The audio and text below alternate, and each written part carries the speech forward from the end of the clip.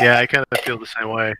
I mean, it's funny that you mentioned that some of the locations will be a bit different. That was one of the concerns that we had, was that people are using the theaters for rehearsals and for recording and streaming stuff, no audience stuff. And I thought that was going to get shut down. Fortuitously, it hasn't. And I've been wondering, with location stuff, how much the new restrictions have changed things. Yeah, I think in general, because we sort of block ourselves off, and as long as we're not sort of traveling to other zones, it's not that big an issue. What was important was keeping the numbers of background and stuff low. And background can't be near main cast, and they have to stay like 6 feet away from each other. So it's really awkward trying to shoot crowd scenes.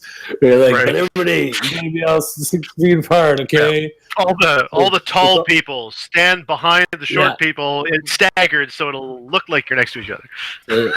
It's a lot of shooting in weird angles and stuff. It's like using the same techniques they used to shoot Wesley Snipes to make him look tall, only now from a different angle to make the crowd look big. Oh man! Because they do. Wesley Snipes is very little. Is that? Yeah, I mean, that's obviously the Tom Cruise thing. Everyone kind of knows that. I didn't know that Wesley Snipes was, so they must have done a good job. Oh yeah, no. I met him and Will Smith way back. Was it a party for Murder at 1600? I think it was the Wesley Snipes film. Mm-hmm. And Will Smith was incredibly tall, and Wesley Snipes was incredibly small, and it was really weird. It was like twins, only real life and not white guys.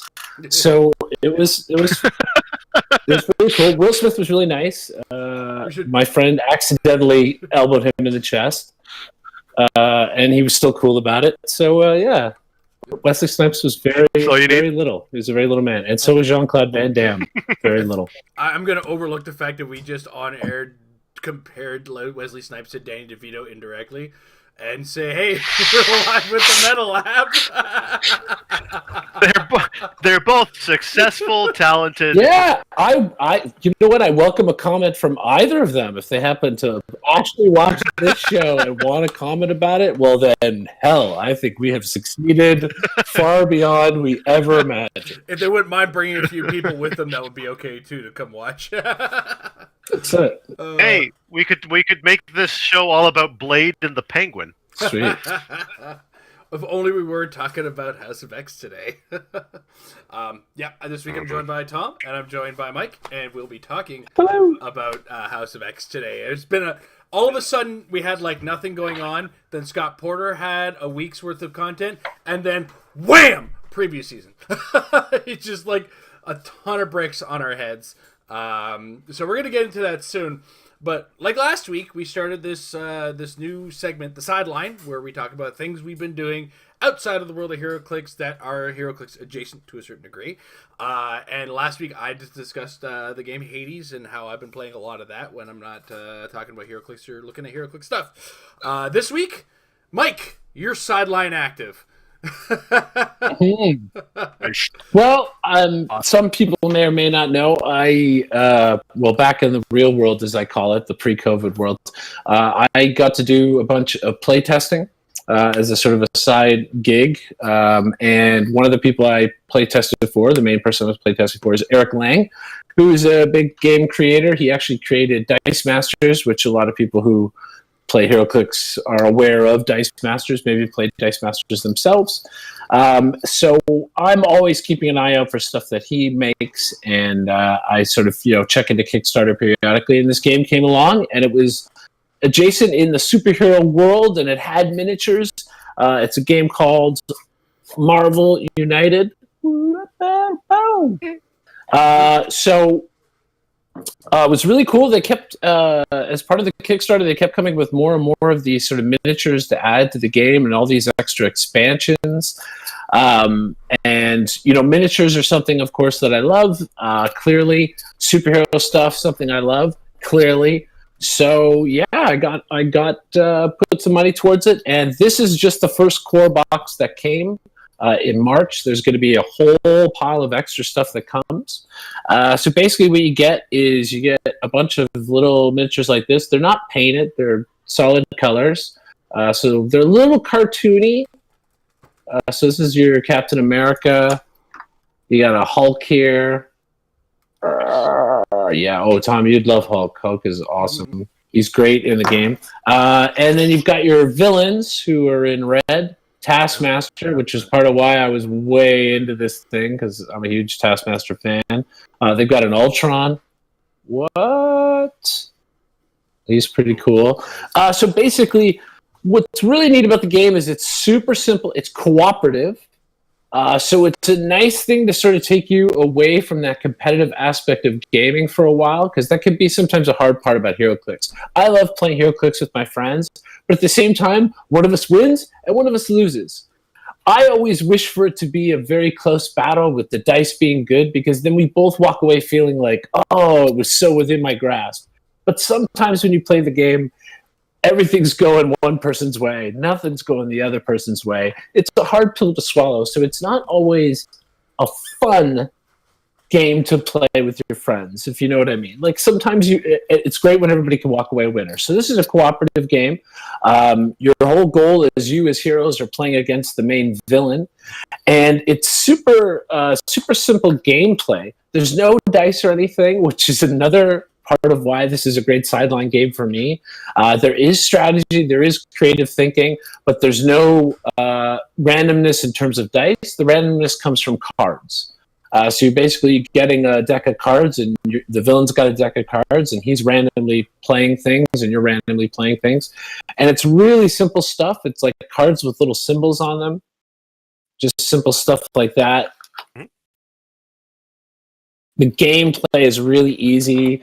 The symbols are things like moving, attacking, doing a heroic action, or that first symbol was like doing any action.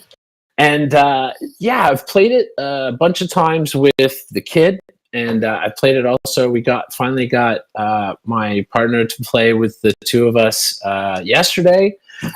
We totally lost and had a fun time doing it. That's the great part about the game, is you're actually going to lose, and you don't so much mind, because then next time you play, you sort of rethink how to do things.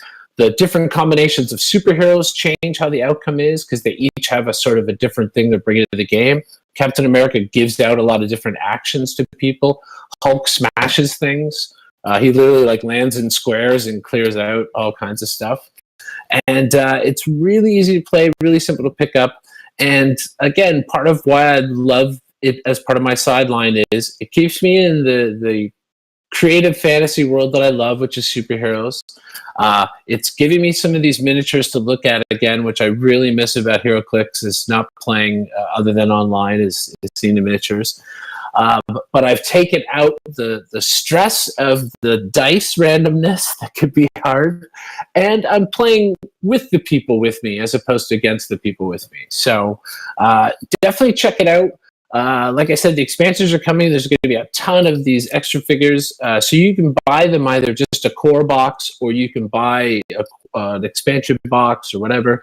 It'll be in game store. I think the core box is actually already in stores, and the expansions will start coming out next year. I mean, I'm sure things might be a little slower with COVID, but it's all supposed to ship in March. So check it out. It's a lot of fun and easy to play. Sounds great.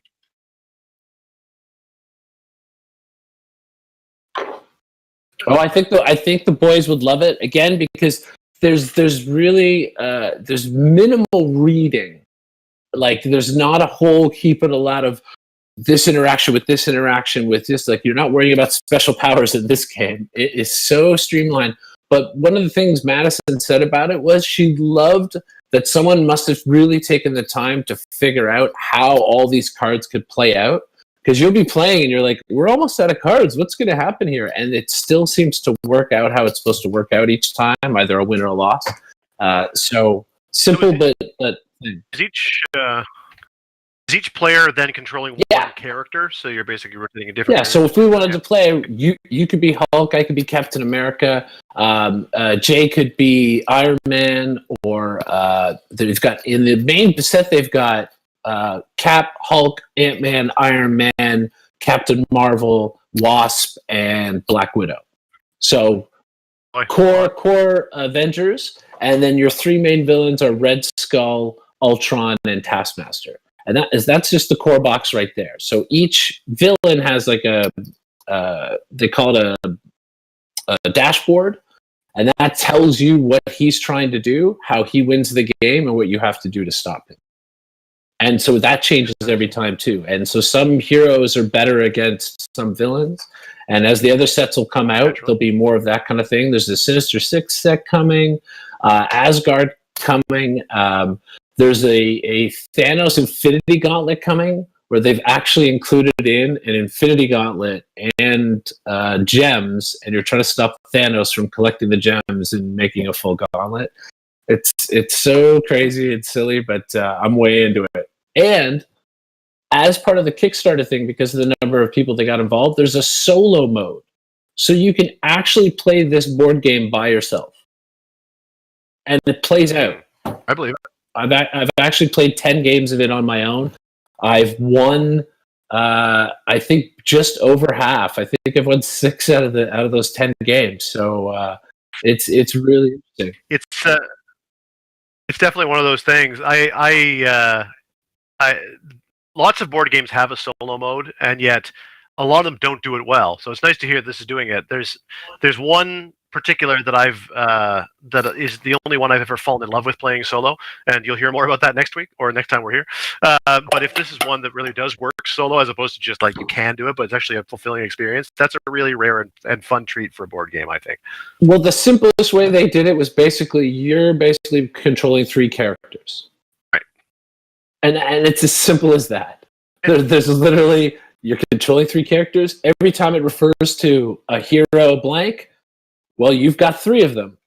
Right. So you deal with it that way. If it says a hero takes damage, pick one of them and they take damage. Like it's that kind of thing. So yeah, it's really great they included the solo mode. I that honestly made me the most excited about getting the game. As soon as I got it, I cracked it open and I played solo mode before anything else, and was able to be engaged in the game and enjoy it and see the outcome going either way. So that's definitely something. Another reason why it's a great sideline thing. If you don't have anybody around who's willing to play, here's something that you can entertain yourself with. Keep your creative juices and your problem solving juices fresh, but on your own time. Awesome.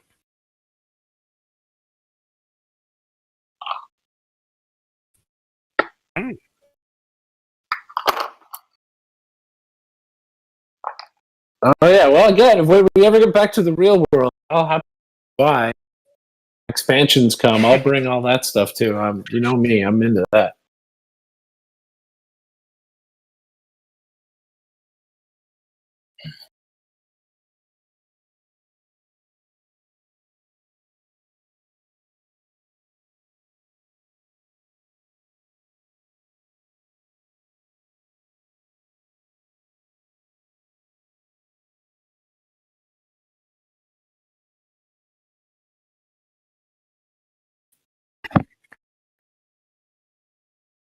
Well, if anybody held as being wrong against us, then they've stopped listening a long time ago. So that's my modus operandi. Come on.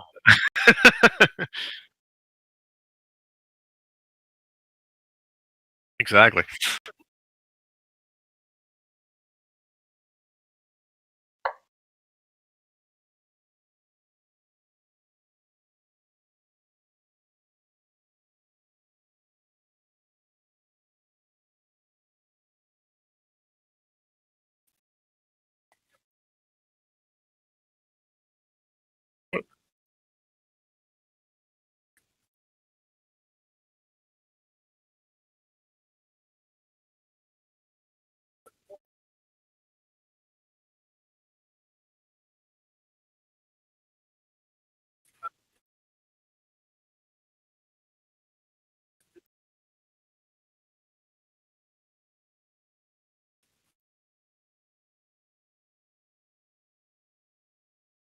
She's okay. To me, she's outclassed already as of the previews that dropped today as far as low point TK is concerned. But low point TK is low point TK and always useful to have. So I'm happy for that. I like the fact that she's a taxi with TK. She's well enough protected that she's not just going to get one shot at effortlessly. I mean, she might be, but your opponent is taking a risk looking for a high defense number and super senses.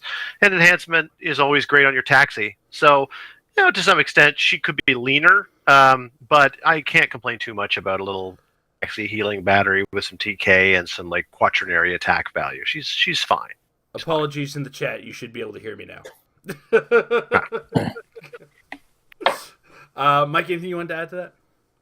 No, I just two quick things. Well, I said no, and then I'm like two quick things. One, I have to sort of put an asterisk on all these previews because knowing stuff that's coming up sort of clouds what would be my first impressions of these figures.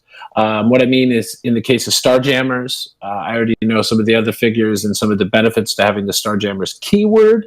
So a low point TKers with Starjammers keyword gives her a little bit more oomph, but everything Tom said on initial looking, you're like, 40 point, low point TKer, but there's some better lower point ones coming up, but she is a harder to hit taxi. 18 super senses, at least a nice way to protect her. So, nothing special, but could fit into some good theme stuff later. Yeah. All right. Next up, we have Forge. X-Men team ability, 6 range, 60 points, X-Factor, X-Force, X-Men, Mystical, Scientist, and Soldier keywords. It's a 5-click dial with a trait, the Mutant CIA. Guess what? Stealth and improved movement, ignore hindering for line of fire, and, everything. Technopath is his special damage power on all 5 of his clicks. Perplex, when Forge uses it to target another character that shares 2 or more keywords, he may modify the chosen value, except damage, by +2 instead. Mike. Sure. A double perplex is always a nice thing. He's got a whole bunch of keywords to be able to fit onto a bunch of teams. So that's good in and of itself. Though I kind of feel like at 60 points, he's a little bit on the high end, costed to be just a perplexer. I think there's a lot of other stuff out there that's lower points and can do the job for him. But, okay version of Forge. Before I pass to Tom, there is a team-up card listed. Team up with Storm. If both Forge and the listed character are on the map, they can use enhancement, but only to modify one another. Does that change your opinion, or does that kind of keep it in the same realm? No. I'll be honest, team-up cards, yeah. I was halfway there. I was like, ooh, enhancement up for each other. Okay, never mind. Tom, anything you wanted to add to Forge? Yeah.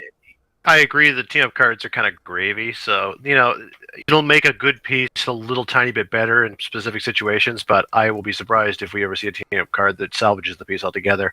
And I don't think this Forge can be salvaged at 5 clicks for 60 points when, as Mike said, he's basically a glorified perplexer. It doesn't matter if its perplex is situationally a little better.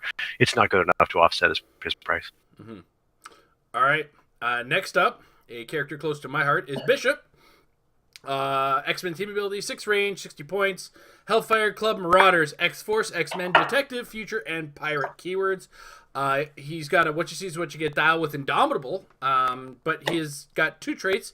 Absorb energy. When Bishop is targeted by a range attack, after resolutions, heal him 1 click and remove an action token from him. Which that's an ability they've been trying to get interesting and really cool for a while now, and that looks like a good approach to it. And it's the second trait, Death and Disappearance Investigations. When a standard friendly character with the X-Men keyword is KO'd, Bishop can use probability control until the end of your next turn. Everything about Bishop is like, I wish this was doing everything before all these things that are happening to happen. So like his heal 1 and remove an action token from him, great, but I have to get shot for that.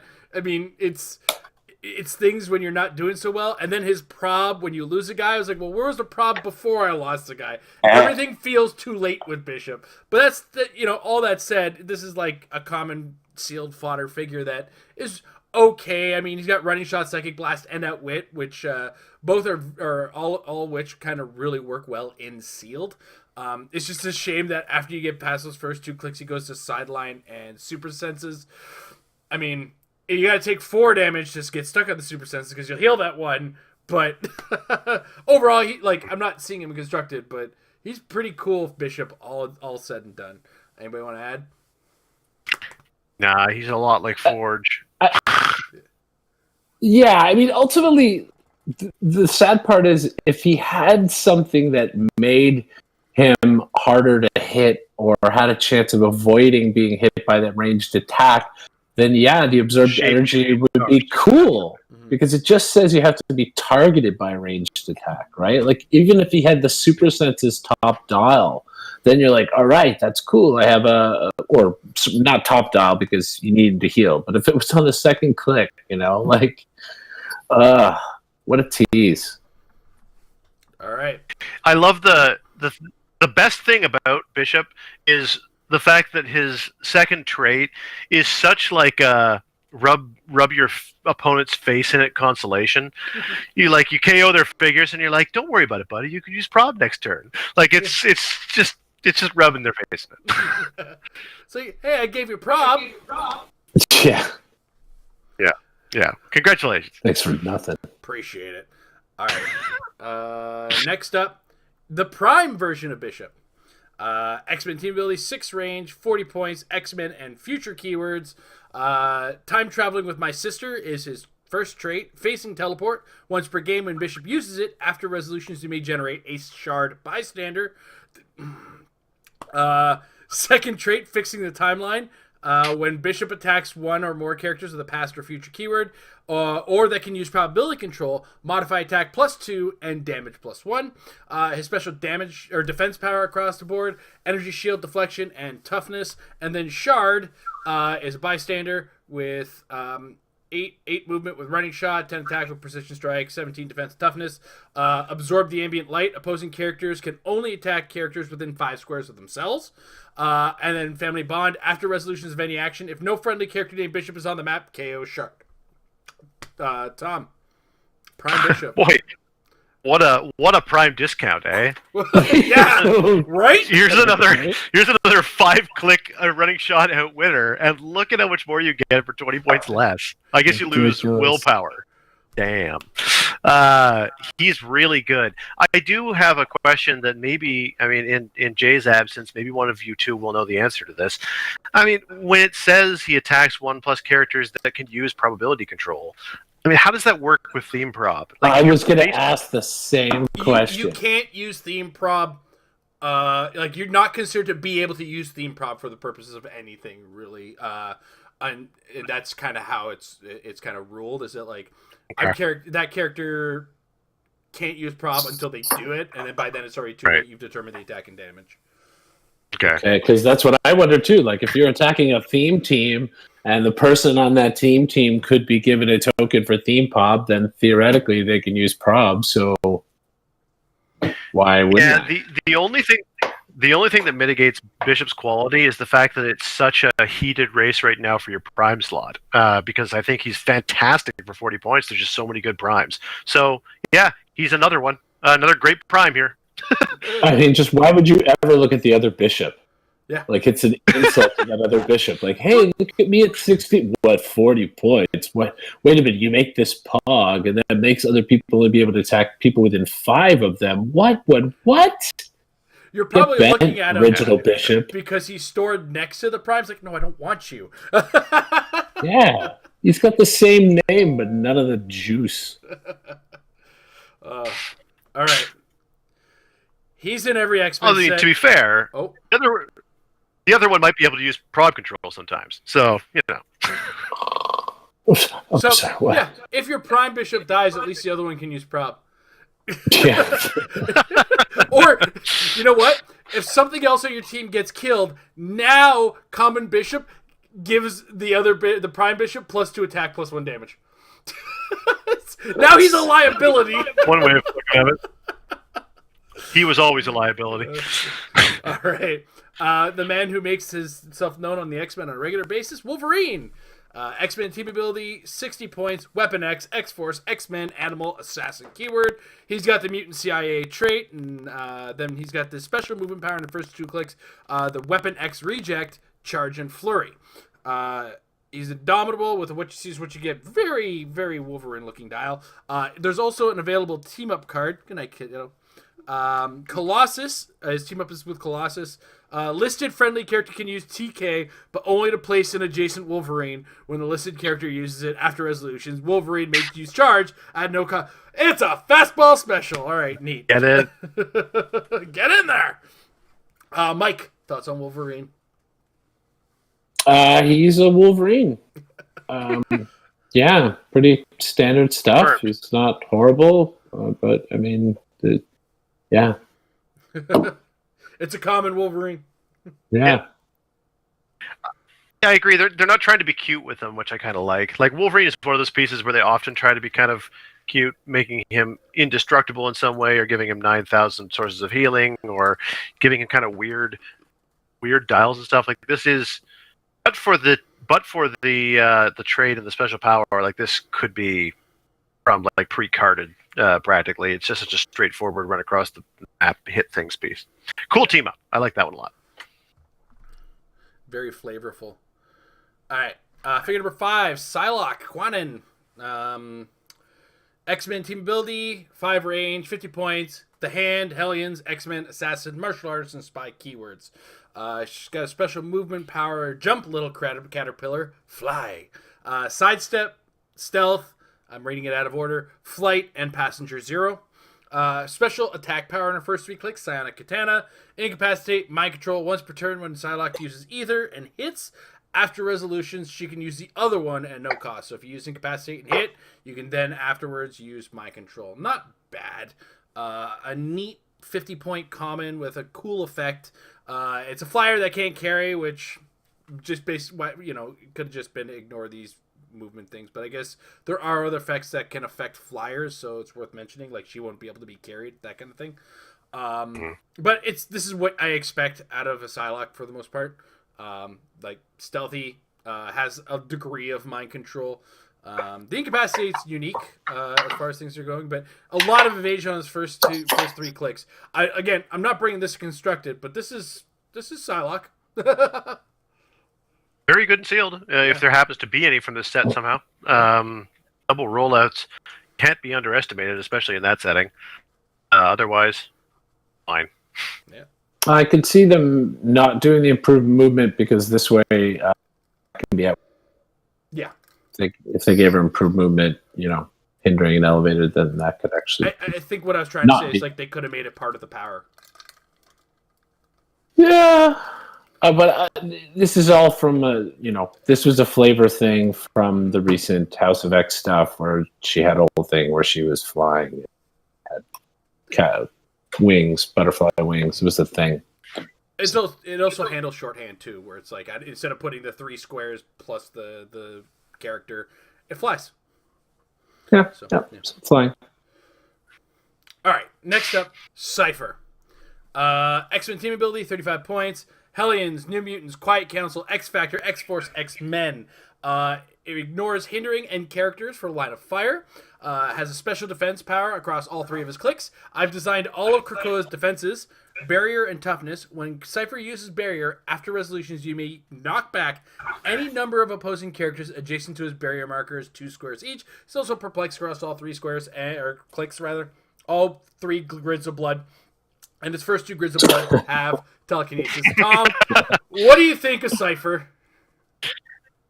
I think it's great, is what I think of Cipher. The only problem that I have with Cipher is what am I going to do? Like, if only I had more actions. I want to be TKing and I want to be using Barrier, and maybe I want to be using the X-Men team ability.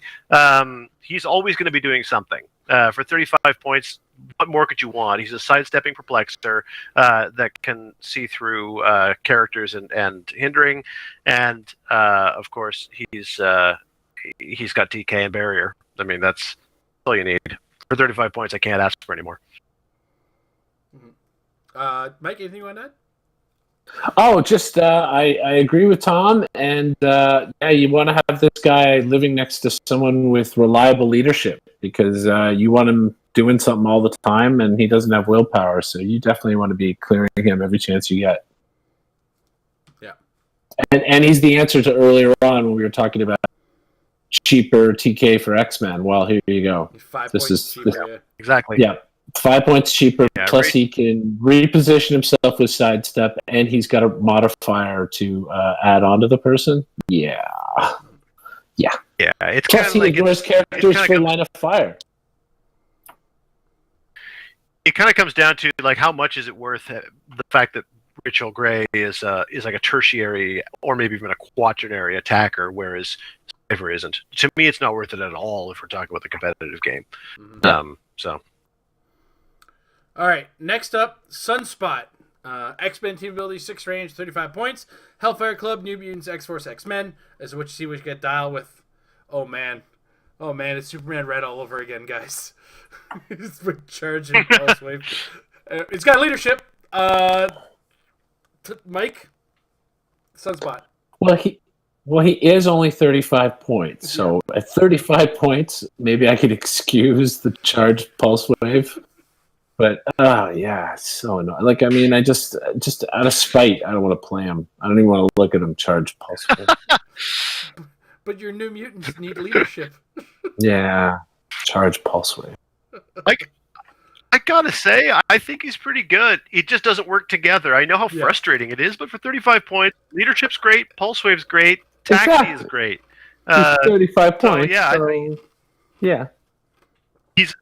He's more annoying than anything else. Like, he's better than we want to admit because he's got a bunch of useful stuff. It just doesn't work together. I mean, there's a degree of it where you can charge in, and now that I'm next to you, I will be able to Pulse Wave, hopefully with my 19 defense in close combat, as long as nobody's shooting at me from the side. So it's not overall bad. It's just always, it hurts to see charge and Pulse Wave together. But then you have to look at this as a 4-click, 35-point package with leadership that can kind of bring some oomph and isn't devoid of keywords that have lots of TK. We just looked at a character with TK in the same keyword set. So,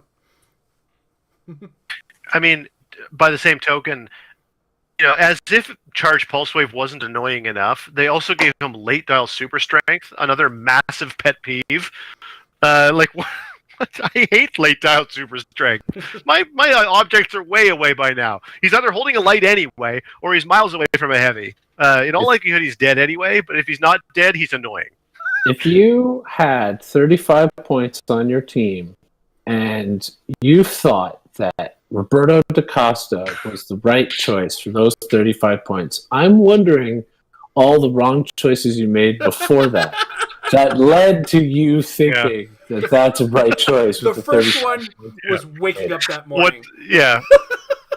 Right. Like, what was the other 265 points that you're like, this is a lock? Right? Like, I really don't understand what you were thinking before that. No, I want to imagine, and we're going off for too long already, but I feel like if the attack was like completely mirrored, and the first 2 clicks had the super strength, and the second 2 clicks, or the last 2 clicks had the pulse wave, I think we'd be a little bit more like, not bad. Sure. A 35-point guy, a 35-point flyer who charges and has super strength on a printed 3 damage and brings leadership. Yeah, hell yeah. That's a lot of damage output for 35 points. Instead, we got philosophy. Anyway, all right. Let's talk about Sage. If it makes you feel any better, you can invest another 100 points and give him super strength. But we'll talk about that later. Sage, X-Men team abilities, 6 range, 40 points, X-Force and X-Men keywords, mutant CIA trait, and special damage power on across all 4 clicks, which gives her leadership and outwit. It's 40-point leadership and outwit, but on dial willpower, which means she's not evading anything on her first 2 clicks, and that means she's not seeing her 3rd and 4th click for the most part, except maybe the occasional sealed game where just attacks are made. We've already looked at 2 better TK choices in this, so it really comes down to the leadership and outwit option on this one. Outwit is great in sealed, so I kind of look at this more as a leadership outwit for sealed that also has stealth and can ignore stealth, so can outwit stealth as a result. But you know, when it comes to the full package, we've looked at better options for TK, like I said, so you're really looking to the other powers And this just adds to that package. So not a terrible sealed include. I just don't foresee a constructed include on this one. What do you guys think? You're probably right. It's a bit too rich, but I am more positive perhaps than you are on the combination of willpower, TK, leadership, outwit, protected by stealth with sidestep. It's a nice package, but I would agree with you that. I think at the 40 points, she's costed in the area with the things that she has that she can totally fit in to certain teams. There's definitely some X-Men builds that we're going to see. I feel like more so she would have when Lila was very popular there.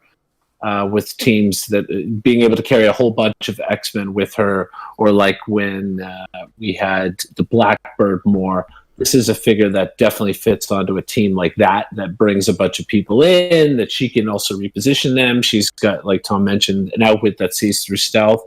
So I think that she has potential in certain teams, but more for a combination of options, definitely not as a low point TKer, because we already mentioned that there's better options. Cipher. All right. Next up, Beast. X-Men team ability, 50 points for 6 clicks. X-Force, X-Men, Scientist keyword, ignores elevated for movement, and also is mutant CIA, so therefore also ignores hindering for movement and line of fire, and has stealth. Tom, what do you think of Beast? I echo my previous comment about Wolverine, which is I'm kind of glad they didn't try to go cute. He's a pretty stock standard,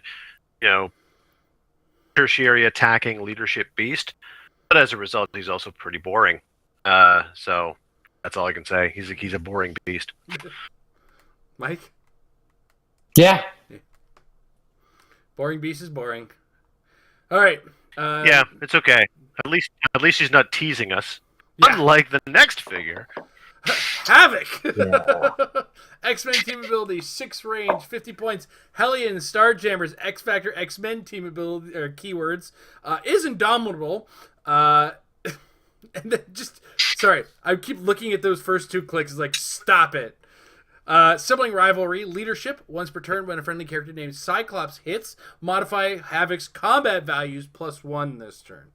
And then he also has a team-up, Jean Grey, Marvel Girl, Rachel Grey, Prestige, Cyclops, Cable, Corsair, Vulcan. If 3 or more of the listed friendly characters on the map, your action total is +1.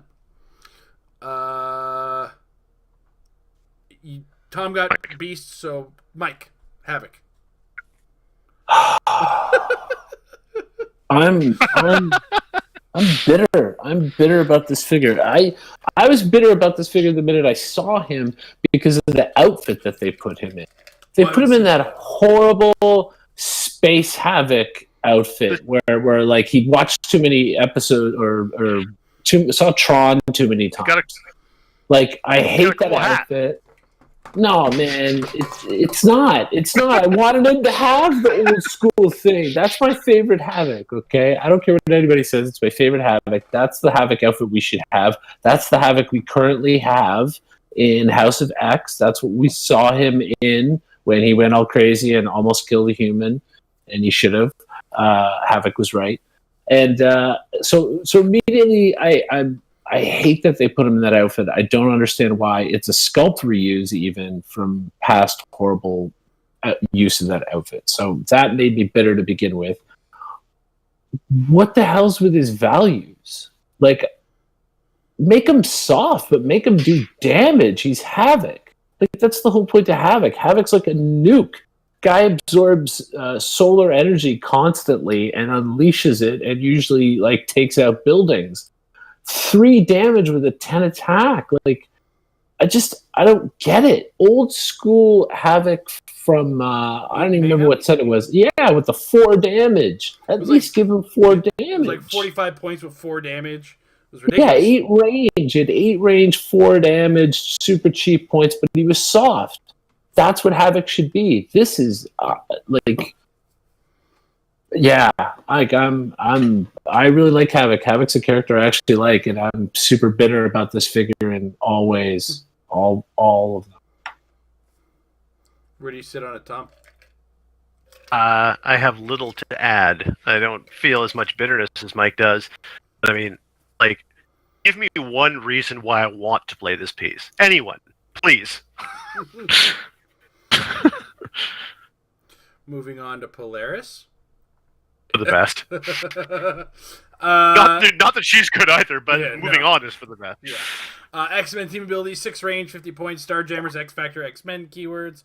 My Father's Legacy. Once per turn, when an opposing character is placed, after resolutions, you may place that character up to 2 squares away from their current square. Magnetic Pulse, Energy Explosion, and Knockback is your special damage power on our first 3 clicks. I'll spend 10 points less and play Mr. Oz instead, and get my prob. But, of course, if you're on a budget, there's going to be a bunch of people who are like, hey, it's Mr. Oz at a common. And, Rebirth is due for... but I don't think this is replacing Mr. Oz anytime soon, even in his absence. When he's gone, he's not really going to be a necessity in the world anyway. All that said, solid meh. I'm not super excited for this character. I expected TK towards the front, TK towards the end. I guess this is an escape measure or a last-ditch reposition my opponent to get one, must-have shot in, maybe, but I think I'm overthinking this character more than anybody who designed it went into effort with. So, anybody want to add anything? She's pretty crappy. She's not even a good Mr. Oz alternative, given that she doesn't have TK and that her placement effect doesn't help friendlies. So, even that comparison, she comes up woefully short. Even point for point, she would come up short, let alone the fact that she does last period. Yeah, I mean, I would love to play that trait. If you could just give it to me on a separate card. Yeah. Just on the side there. Give me some points, I'll spend on that. Because I think the trait is great, and you can have a lot of fun with that. Because, I mean, carrying, after you carry, you place the figure. So you'd be able to move them 2 squares away. Colossal Retail, someone's Colossal Retailed, and then you can place their figure 2 squares away. It's just, that sounds fun to me, but there's no reason to play this figure. And you're crazy if you're spending 50 points just to get that situational trait. All that said, I do like how it works functionally with the 2x2 Magneto with the place 1 square ability. Now you can place 3 squares away. Otherwise, yeah.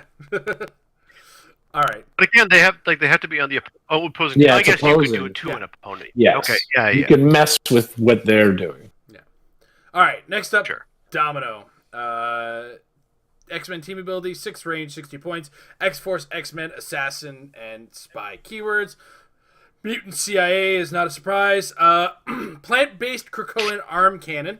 Free, choose 1. Energy Explosion, incapacitate with 2 targets. Penetrating Psychic Blast. Domino can use that power this turn. Also, that's on the first 3 clicks. And oddly enough, has prob on the first 3 clicks. I'm surprised. Who else is surprised? Tom, Domino. I'm going to assume that the Mutant CIA is a misprint here on the realms because they don't mention stealth, but everyone else has had it. Yeah. So, okay. She's okay.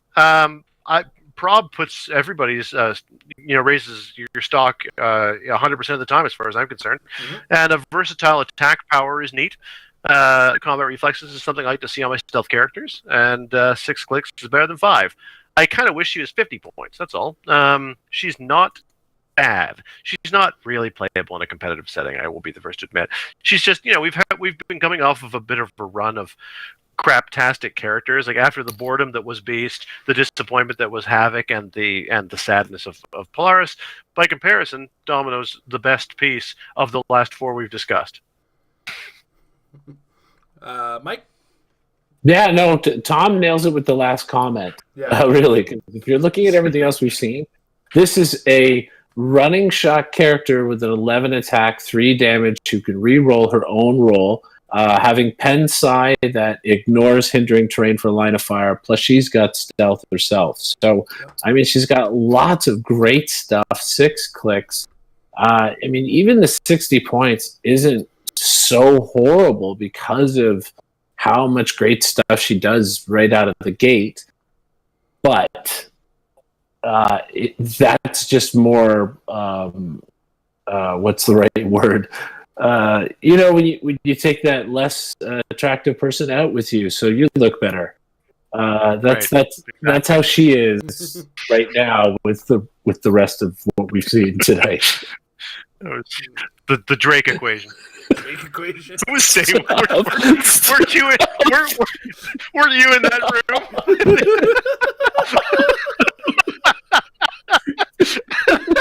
I don't care how many twos you put together. All right, next up, Shard. That's like a 6. You had 3 twos. That's like a 6, right?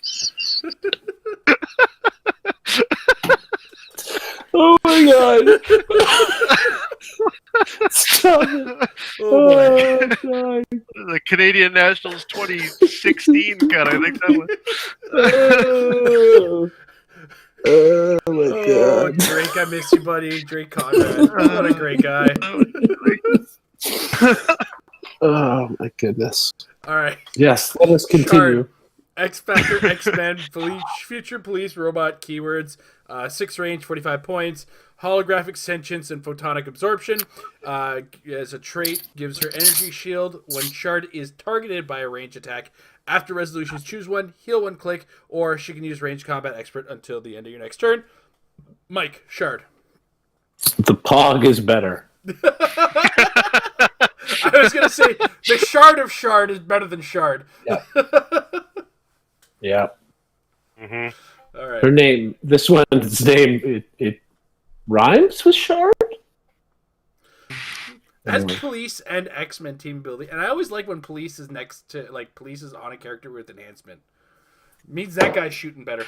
It also addresses your earlier comment about, the super senses and the ESD does make it so that, it's that much harder to hit with a range attack. But as a result, you probably just don't try.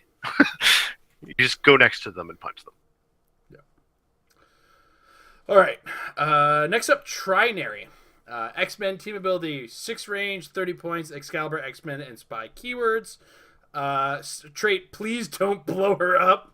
When establishing theme teams, you may choose a friendly character with a robot keyword or 50 points or less. That character doesn't count against theme teams. Special damage power on the first 2 clicks, Finesse, Technopathy. Outwit, when Trinary uses it, she may count range and draw lines of fire from a friendly character with the robot keyword. In Sealed, unless you got some kind of mystical robot pull, you're not that you really want on your team. That's kind of why you put her. For the most part, this is like a neat include, but when you're establishing the theme teams, you choose a robot to put on the team, so she's not part of a robot theme team. She's adding a robot to your team, and there's lots of really good 50-point robots. Ultron, I think, is playable at 50, right? Or 75 is low. Yep. No, there's a 50-point Ultron. Yeah, he's 50. Absolutely. So Ultron gets Isaac. Yep, Isaac is a 50-point robot as well. Tri-Sentinel. Yep. So all of a sudden, you're adding all of these characters to a Excalibur or X-Men named theme team. I guess all the Danger Room pieces. Yeah, the Danger Room pieces also. Because they're mostly Brotherhood guys. So yeah, Trinary has some potential if there's an Excalibur or X-Men team that really gets a boost from adding a certain robot to the team. I'm just going to have to do some research on that one as a result, but, I think that's where Trinary sits in the grand scheme of things. For only 30 points, the ability to use Outwit from that robot, adding a specific robot to your team, all of it is value in places for not much investment. So, I think Trinary actually has more place in Constructed than she does in Sealed overall. And she has Incapacity as well. So, I think that's where I stand on Trinary. Anywhere else? Agreed. I think she's competitive ready. I think she makes my Tri-Sentinel 65 points and on an X-Men team. And after he comes up and does his cheesy activating his blowing up things with no targets, why doesn't he outwit somebody? Yeah. Crazy. And 30 points. Totally. Yeah. All right. I think I like the idea of playing her with whatchamacallit, Danger Room Sinister. Yeah. It's not like she's giving outwit to the character, she's counting it through it. Exactly. So he's a double outwitter who can't die. Right? So many great things for a 30-point character. Yeah. All right. Next up, the Sinister clone. 4 range, 25 points. Battle World Other, Marauders and Scientist keywords. Which one, there's so many of us, traded Shape Change as Perplex on his first and last click. So, on a 3-click dial at 25 points. Tom, what do you think of the Sinister clone? I love Battle World Other. So that's the first thing, is especially with the Sue Storm and God Emperor Doom that we've seen, who I love playing, and of course the show's also shared with Franklin and with Valeria. Those are all incredible Battle World Other pieces, and there are a bunch of other decent Battle World Others to be had as well. So that's the first thing that I stand up and take notice of, is I really want to play more Battle World Other if I can. I'm glad to still see it. And other than that, it's basically just a moderately well protected Perplexer, but because it's only 25 points, that's all it needs to be. So good value. Mike? Oh, hell yeah. I can't disagree with any of that. Battle with Other, for sure. Excited about him. There's an easy way to fill in points there. And even Scientist, because we've already seen that get broken with the last set. So you've got So Spider-Man Leonardo. Yeah, exactly. Leonardo da Venom would love to have a bunch of stealthy shape change perplexers when his opponent only gets perplexed within 4. So, yeah. All right. Next up, Dr. Aaliyah Gregor. 4 range, 20 points, aim, sentinel, and scientist keywords. Special damage power on all 3 of her clicks. A science commander of Orcus. Leadership. And unique modifier. Friendly bystanders within 5 squares modify their combat values +1. Mike, what do you think of Dr. Aaliyah Gregor?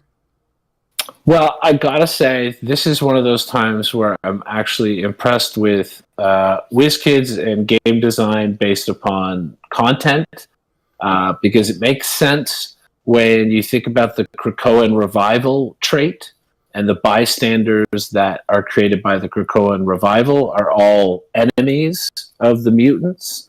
And she's a huge enemy of the mutants, and those things all happen to be bystanders, so it's kind of funny that she boosts bystanders up. I think that's a cool way of making a power work for what it would be in the comic. She's only 20 points, so 20 points of leadership to be put on those particular teams. Again, Spider-Man family with Scientist if you want. So not bad for those points. It's too bad that modifier, I think on certain teams she has lots of value, and on other teams she has very little value. You know what I mean? Mm-hmm. I'm going to add, I like the idea of 11 attack paparazzi. Yeah. Sure, why not? That idea scares the hell out of me. Get that camera out of my face. It makes me want to play her on a scientist theme with title Mr. Sinister, since he's such a great little pog generator. Yeah, that's a lot of fun. Yeah, I think she's got fun potential just because that friendly bystander bonus is a really fun thing. I mean, she's also squishy as can be, so by the time she's up there close enough for it to be meaningful, she's just going to die. So, there's only so much you can get out of her, but she's 20 points, so no complaints. Yeah. All right, next up, Elixir. X-Men team ability, 40 points. Hellfire Club, New Mutants, The 5, X-Force, and X-Men keywords. His first trait, The 5, Elixir. When a friendly character is chosen by the Krakoan Revival trait, after resolutions, heal each character adjacent to them 1 click. And his special damage power in his first 3 clicks, Omega level healing support, but Elixir and his target may be adjacent to opposing characters. When a friendly character using the X-Men team ability uses the X-Men team ability, increase their D6 result by +2. So I think you only fail on a 1 in that case, because 1 D6 rolls fail on a 1. 40-point real good healer with that late dial is spooky. Because it's a 9 attack with a huge damage, and you want to use it, but you don't because you want to regenerate and get to get back to the healing part, which is what he heals. As well, I do like the idea that he does heal guys from the or heal in addition to the Krakoan revival trait, which adds to the longevity of other characters who might have been hit by an unfortunate energy explosion, or some damage has been done. That one click of heal can actually go a long way in some cases. I think this will be part of Krakoan Revival teams, and a 12 attack support that doesn't care about being based has always kind of been oddly potent. So for a 40-point investment, it's a possible include on these X-Men teams that'll be using the Krakoan Revival, I think. What do you think, Tom? I can't say anything bad about him, but I must say I'm not excited about him yet. Yeah. And the main reason for it is that, frankly, in the competitive game, it just always seems like characters are either on their top click or they're dead. Like, you're designing your deployment so much about precision, destroying people, and less about whittling people down. So as long as he's on a team where you're forced to whittle, then that makes sense, but then he just becomes the target and he can't support himself. Yeah. So it's hard for me to ever get excited about a dedicated supporter, as much as I always think it's something I want to see. Mike? Yeah, I like him. I just I feel like he needs protecting. Because he's definitely going to be a target. If you can get him on the right team, a team with Krakoan Revival, and get the right stuff around him, like either get shape change on him and someone would defend with a high defense value next to him, some kind of combination like that, I think he could go really far. I do enjoy the figure, and I think he's a great representation of the character. I also think he's a great candidate for the Liar Ring. That huge attack value and the fact that he has no damage, so you're not missing it. Give him mind control, and I think he could work for you. Yeah, that's a good call. All right, next up, and last of the commons. Hopefully we don't have to talk much about these in the future. Corsair, 6 range, 60 points, Starjammers, Pirate, Soldier keywords, ignores hindering for line of fire. And his trait, leader of the swashbuckling space pirates, leadership and probability control, and once per turn you may re-roll the attack roll of a friendly character with the Starjammers keyword. Tom, what do you think of Corsair? I think he's okay. I mean, certainly I love prob control and additional reroll of Starjammers. Mike alluded earlier to the fact that we'd be talking more about Starjammers as we go, and we still haven't gotten to what I think is kind of the main event of the Starjammers. My favorite one has a much funnier name, but I still think that Corsair is pretty decent. He's just got a lot of stuff I like. I mean, I like my ranged guys to be pretty range focused. So here you go. He's running shot, energy explosion, ESD, and enhancement, all about that range. And so, add that to ignoring hindering, and he's doing a lot of good work. Leadership is always essential, and probability control is great. So, yeah, good value for 60 points, I think. All right, cool. Mike? Yeah, I can't really dispute any of that. Yeah. I do like the fact that once per turn reroll doesn't require line of fire or range. Right, yeah. Yeah, it's good. All right, moving to the uncommons, we have Cyclops, X-Men team ability 7 range, 75 points. Starjammers, X-Factor, X-Men keywords. Can shoot out of base for his line of fire special. Sibling rivalry, leadership, once per turn when a friendly character named Havoc hits, he won't. Modify combat because Cyclops combat values +1 this turn. A special movement power, you'll forget who you are for a minute. Force Blast and Sidestep. When Cyclops hits with a range attack, after resolutions, all hit targets can use Battle Fury until your next turn. He's got to team up with Colossus and Emma Frost and Magic and Namor if one or more of the friendly characters are on the map. Cyclops and the listed friendly characters can use Colossal Stamina.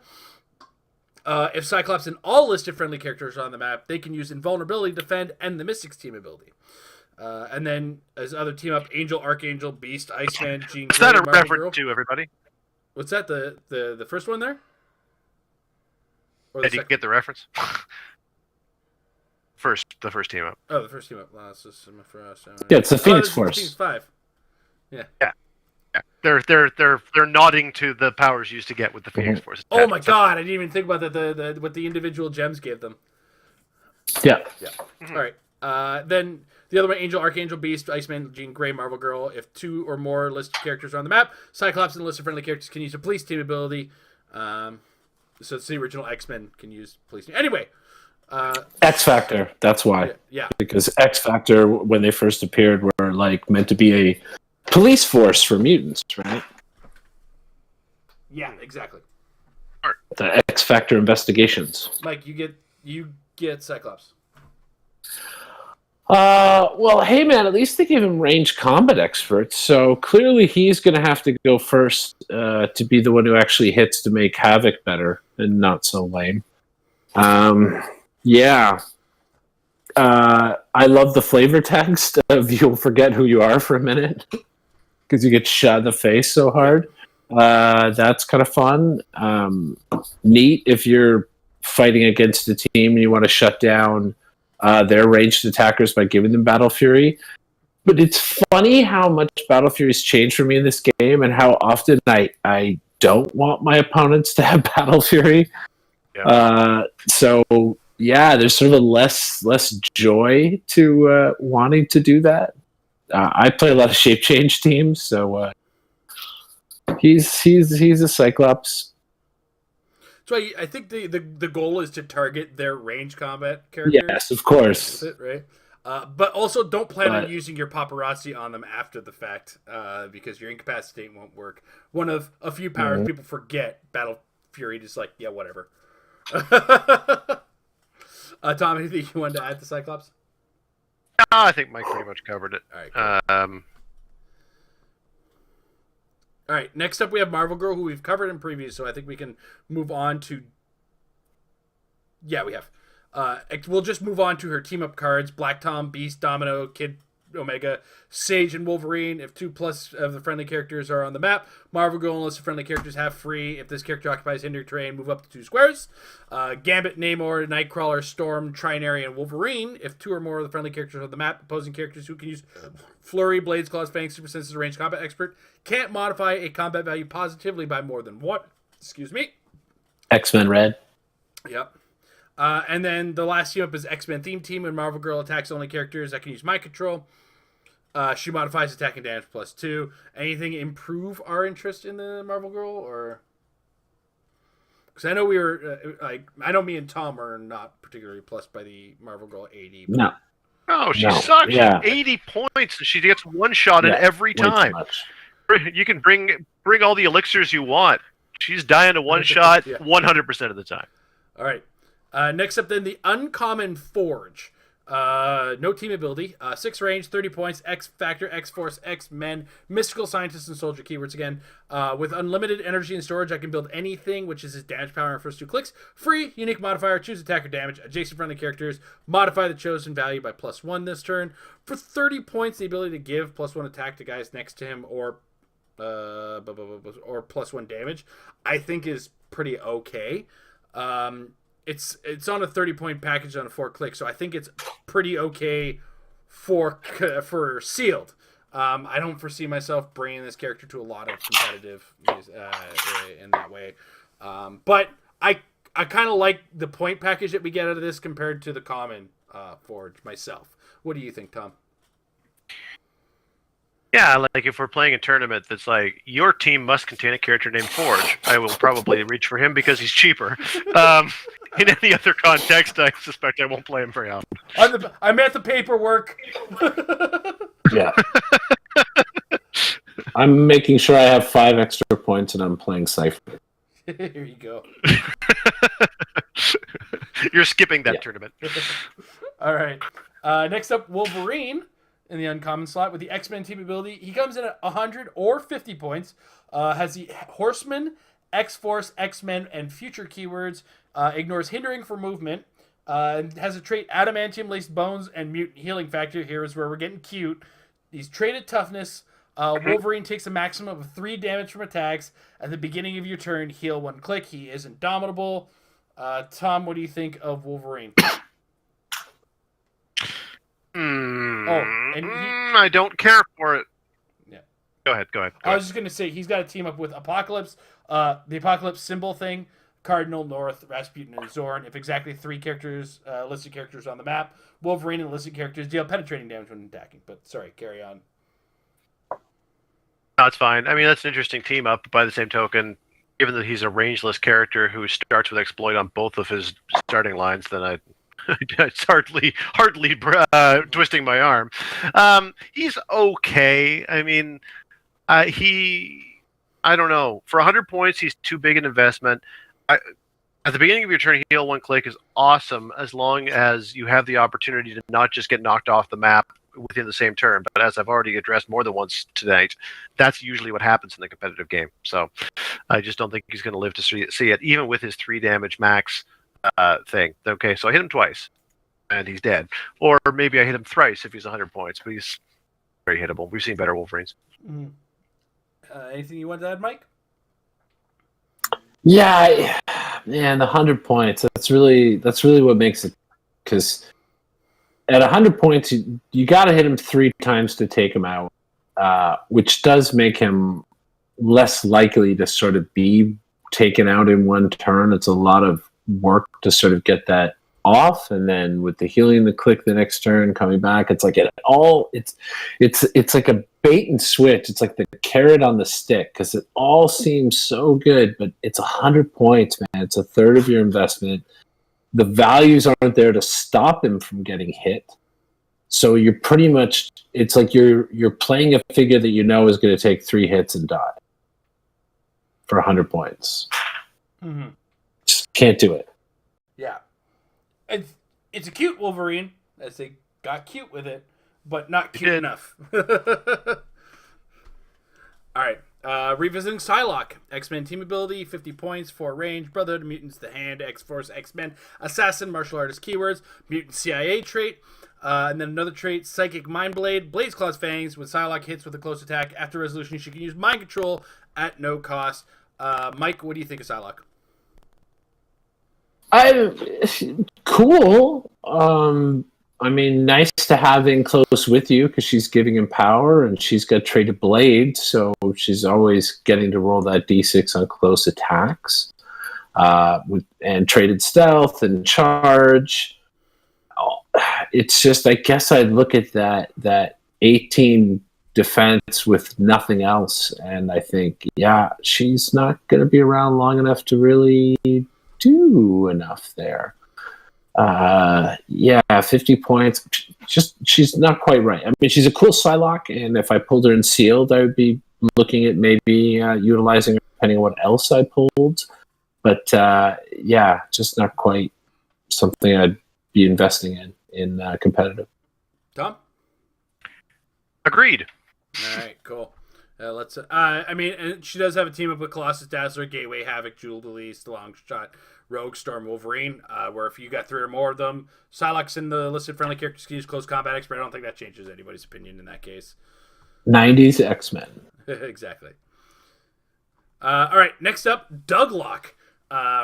This is the combination of Douglas, Ramsey, and Warlock. X-Men team ability, 4 range, 60 points with 8 clicks of health. 8! Excalibur, New Mutants, X-Men, and Robot keywords. Techno-Organic Shifting, which gives him traded shape change with protected outwit.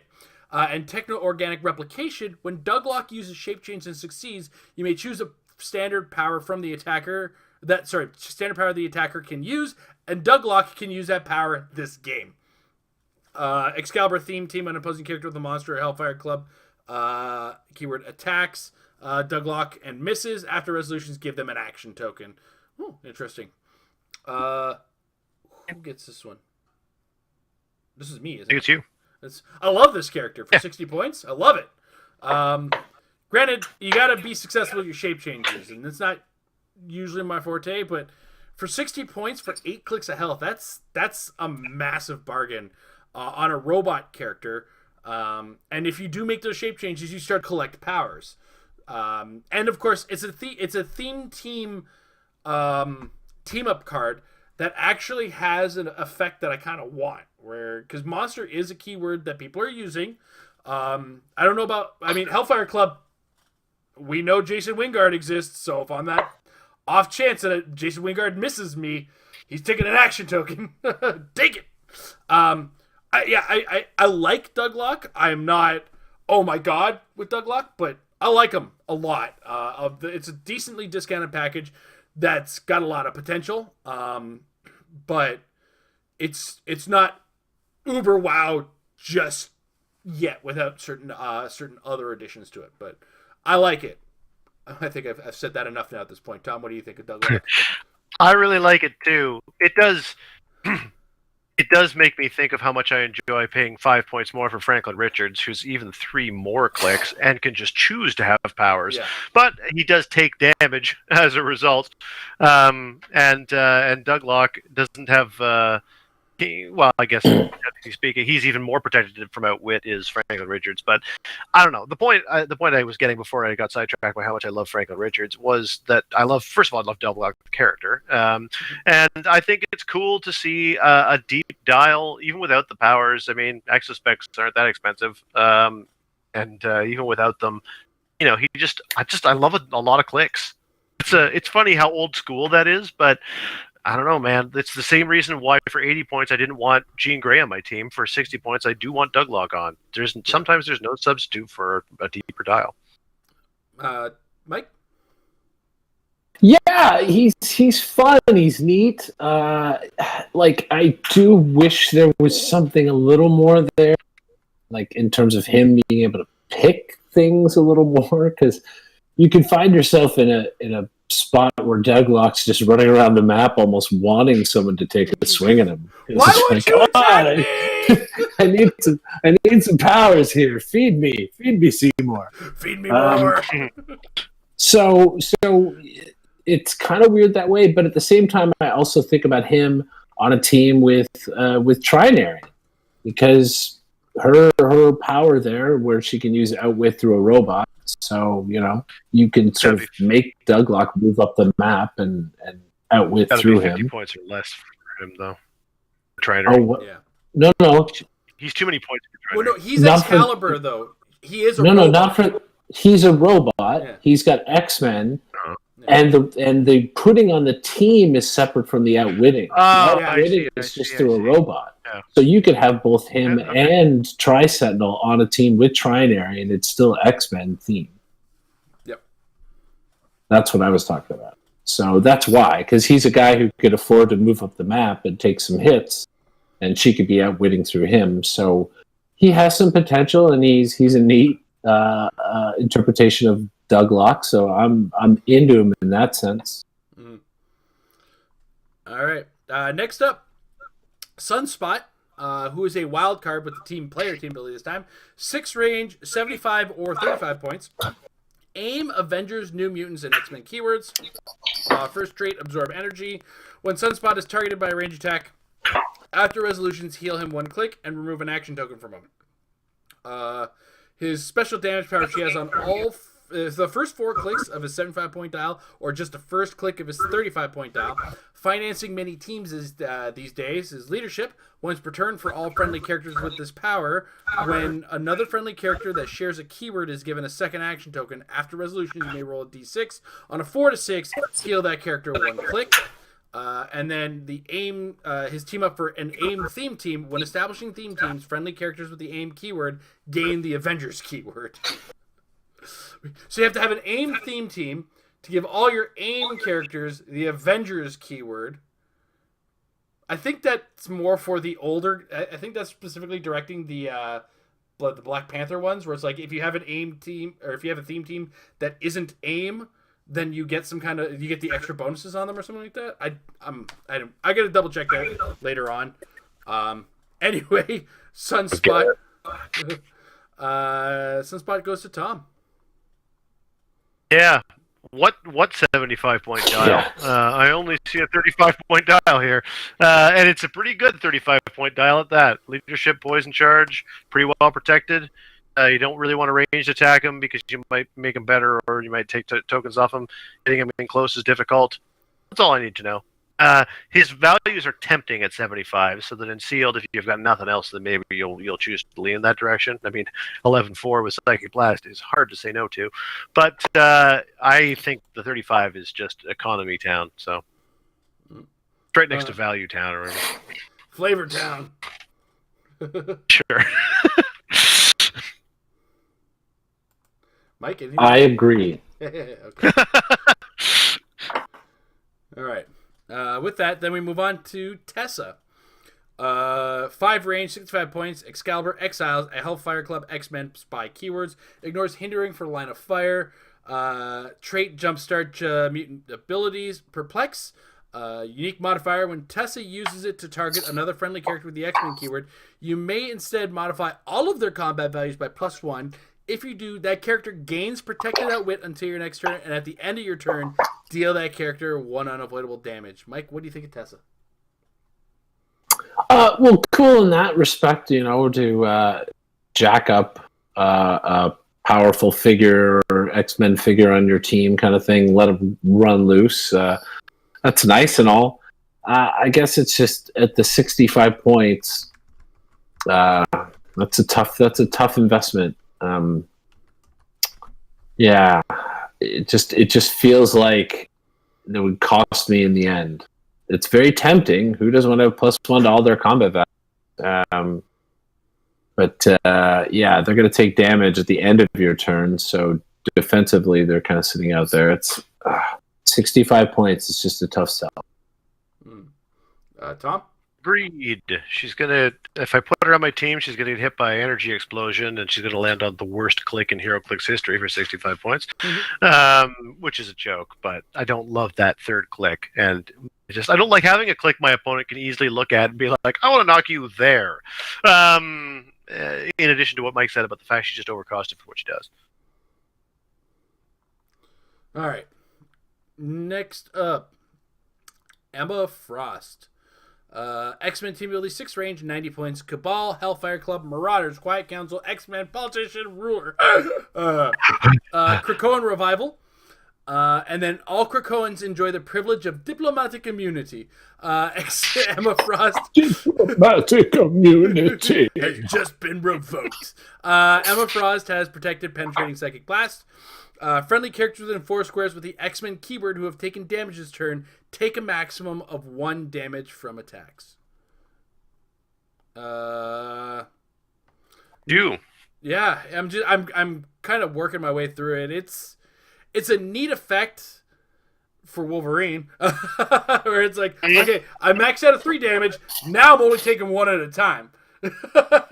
But besides that, again, I think Tom, you covered this, where it's like, most of the time we see the first click or the KO click of a dial, which means for the most part, unless your team is really like kind of whittling down at things, that second part of that is really a sealed only effect. So then we go kind of look at the rest of it, and it's like, it's a semi-protected character with the Krakoan Revival trait. I think there's slightly better ones. I down the dial, I'm pretty sure. But all things considered, I think I'll play this in Sealed because Sealed gets a little bit more poke. But I'm not seeing the competitive way for Emma Frost per se. But again, if you pull a Wolverine and an Emma Frost, put them together because your opponent's going to get frustrated real quick. Yeah. Also, like, when I said that you either see the first click or the KO click, I didn't necessarily mean that it was always one shots. What I more meant is that by the time you're attacking somebody, you're probably trying to finish them in 1 turn. And because that's true, I actually think her trade is really good. But it does necessitate a deployment that keeps everybody close, and I feel like you could use that against it. So I actually like Emma Frost a fair amount, but I feel like she's a very finessey character in terms of how you deploy her, and I think an adequately skilled player may be able to just outplay you as long as you're trying to live within that restriction. So I think she's good, but I don't think she's good enough for me to be that excited about her. The jury's out. I have to be honest. I don't actually know what to think. I'm really divided. Mike? It's the 90 points that steer me away from her. Because she just doesn't feel like... It's kind of like, what is she doing on my team for those 90 points? It's a lot of investment. So she's really just trying to make my other guys take less damage if they get hit already once in a turn. Like, it just doesn't quite feel right for the price investment and the way I'd have to play the team. So that's kind of what makes me not look at her. Mm-hmm. I think there's a heavy tax on the Krakoan Revival trait at this point. That's what it's starting to look like. Mm-hmm. All right. Next up, Chamber. X-Men team ability, 5 range, 35 points, Generation X, New Mutants, and X-Men keywords. Here's the pacifism. Shape change. Chamber can't attack unless a friendly character was attacked since your last turn, or he's the only character on your force. Excuse me. Second trait, my body is just a shell for psionic energy. When Chamber is KO'd by an opponent's attack, after resolutions deal 1 penetrating damage to each character within 3 squares. And that power is Protective Pulse Wave, so it'll always kind of pop off. Tom, what do you think of Chamber? I really like Chamber. Generation X was one of the first comics that I remember picking up from issue 1 onward. Maybe not one of the first, but I certainly remember doing it, and I remember really liking Generation X, and I'm always excited to see a new Generation X member. But I don't particularly like this, even though 35 points is a pretty good discount, and frankly, enhancement is nice. Values are good for when you can make attacks, and poison's always helpful. So there's just enough that it's trying to sell me. But he can't attack unless somebody else was attacked, and he manages to deal some more damage while he's giving up 35 points. Again, these are both situations that... But his ability, I don't like my opponent being able to dictate whether or not I can make attacks, and I don't like having to get KO'd in order to do any passive damage. So it's just not a sell for me. Mm-hmm. Mike, anything you want to add? Yeah. It's like I've spent 35 points hoping for things not to go well. Well, no, thank you. I'm already hoping for them not to go well for me. I don't need to spend 35 points on that. So it's just the perfect figure for 2020. Yeah. Right. All right. Next up, Zorn. X-Men team ability, 8 range, 90 or 30 points. Horseman, X-Men future keywords. Gravity Well is his first trait. Plasticity and knockback. When Norn knocks back an opposing character, reverse the direction of knockback. They are knocked back towards him. Excuse me. His special defense power, which he has on all except his first click of his 90-point dial. Event Horizon. Energy shield deflection and toughness. Opposing characters within 4 squares in line of fire must break away as if they were adjacent to Zorn. Mike, what do you think of Zorn? I kind of like him. I mean, he's 30-point running shot pulse waver who does fun things with locking you down because he's got plasticity plus the adjacency within 4. And again, he's only 30 points that way. Like he's one of those where I can't see me looking at the 90 point. Why would I? Like, sure, those traits make it a little more valuable, but ultimately he seems like he's a TKer. Then I don't know. But 30-point running shot pulse wave just messes with things. I don't know. There's something about this Zorn I kind of dig. Tom? Yeah, man. What 90-point dial? I just think that it's a joke. We'll give him a bunch of gray to indicate that he's a big robot person. No. Oh, he's not even a robot person. I can't. What is Zorn? Zorn. He's basically a singularity. Why does he look so weird? Is that a containment? Yeah, he basically has like a black hole where his head should be. Is like the easiest way to explain it. Yeah, he's a weird character. Good for 30 points. The only thing I really want to do is just to get into a debate with my opponent by giving him Slingshot, the WWE power, and then saying, okay, I'm going to choose the knockback path to be towards me, and that'll trigger my trait, so it'll reverse the direction, so it sends him away from me. But then it says in brackets that it goes towards me. So what do you think it's going to be? It's a yo-yo. Judge, I have a stupid question. You did this to yourself, Tom. Yeah, I have a terrible situation that I have created. Fantastic. That's going to be the first reaction from the judge. Like, really, Tom? Really? All right. I know, you'll be that judge. Exactly. It'll be a day at Dolly's. All right. Prime Zorn is next. X-Men team ability, 7 range, 70 points, X-Men keyword. Defensive measures and active. Zorn takes a maximum of 1 damage from attacks. Zorn can't be chosen for Mastermind. Free, deals Zorn 1 damage. So the idea is, of course, you're looking at the style going, okay, at this point, I think I want to be on the 19 defend because I'm stuck on the 16 defense, but then you have the 16 defense, they're going to hit you. You can also running shot. It's a unique way of saying you have pick a power, but you don't. You know what I mean? And I like that design. But for 70 points, it's a really potent dial. But all things considered, we go back to that support question. It's like, this is a 70-point support character that, you know, you take a free action and now is a running shot Psychic Blaster with a ton of damage, but it's also easy to hit off of that click. So I'm hard pressed, but I'm going to say I like the character and I want to try it to believe it. Try it before I buy it, sort of situation. But I want to say it's good and it's probably better than it looks. But you're looking at it like, what am I missing? What's wrong with this character? And I think it's the Pulse Wave ability that hurts my head, because like those 216 defenses, the maximum 1 damage isn't protected Pulse Wave, and as a result, like if you get one shot or one single target Pulse Wave on a 16 defense, they're probably hitting you, even if it's the Zorn previous with the 9 attack.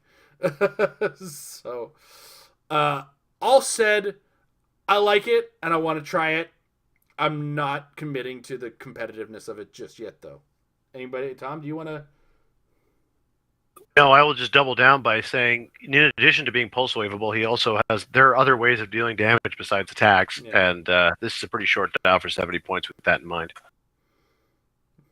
I just love him because he's kooky, and now I want to play him with his brother. Mm-hmm.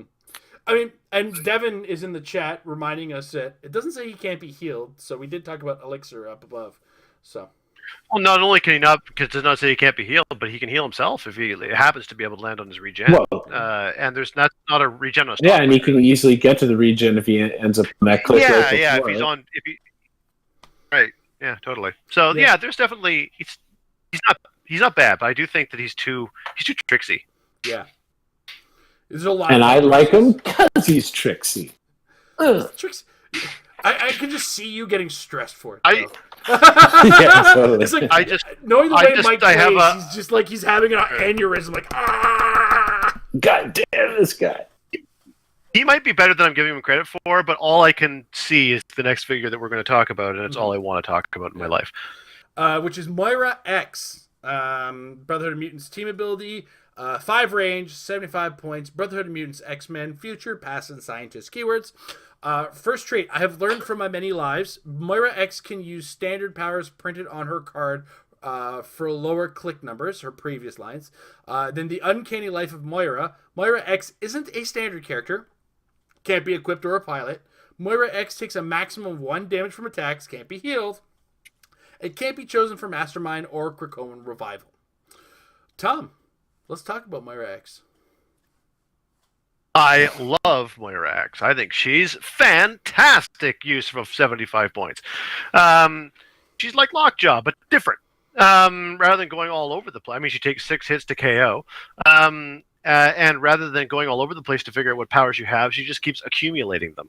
I will take every advantage of the opportunity to push myself as soon as I can. I will give up that 1 damage just to become a stealth running shot figure that can, blast people with precision strike and incap if necessary, protected by ESD and super senses, and with enhancement and support. That's a great package. And then once I take the next damage, then she starts increasing her ability to hit both in close and far, and increase her damage output. She becomes an increasingly better support piece, and she's just a pain to she's really forcing your opponent into a spot, because they're not going to be able to take away the powers. They're just going to give her more, but they can't just let her be. So what do? I love the decision that she's forcing your opponent towards. And yeah, she doesn't have willpower for most of her dial, but there are ways of giving it to her. Plus, Brotherhood of Mutants, at least if she's rolling well, maybe she might be removing tokens. I just think she's really, really solid for 75 points. This is as much as I will ever consider paying for a piece that isn't much of a meaningful attacker, but she is just enough of an attacker, especially after that first push, to justify it.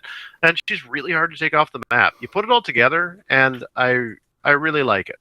I did actually say there were ways of giving her willpower. That is harder when she's not a standard character, I will grant. But I guess I just really like all the things that she can do. And really exciting. An exciting way of representing the character too. Who I really like what Hickman did with Moira, and I just think that's fun. So it all lines up for me right now. Really cool implementation of the character. All right, Mike. Yeah, I'm super excited for her when she gets to click 3 or 4. If you've got her on a team with a lot of perplex, throw a lot of perplexes into damage or a little to boost her attack, because she's got so many great powers piled up by then. I mean, especially click 4, right? I mean, she's got sidestep with either running shot or charge, precision strike, blades, exploit. Prob herself, with the super senses on defense. Like, there's a lot of stuff going on there as she moves down the dial. So definitely a fun figure, definitely a lot of interesting things. And on the right kind of a team, she could be gross. It's a good thing you can't equip her, because oh man, get it. If you could equip her, oh, stupid. The most potent uncommon ever created. Yeah. Oh my goodness, there's so many previews. All right, next up, Mr. Sinister.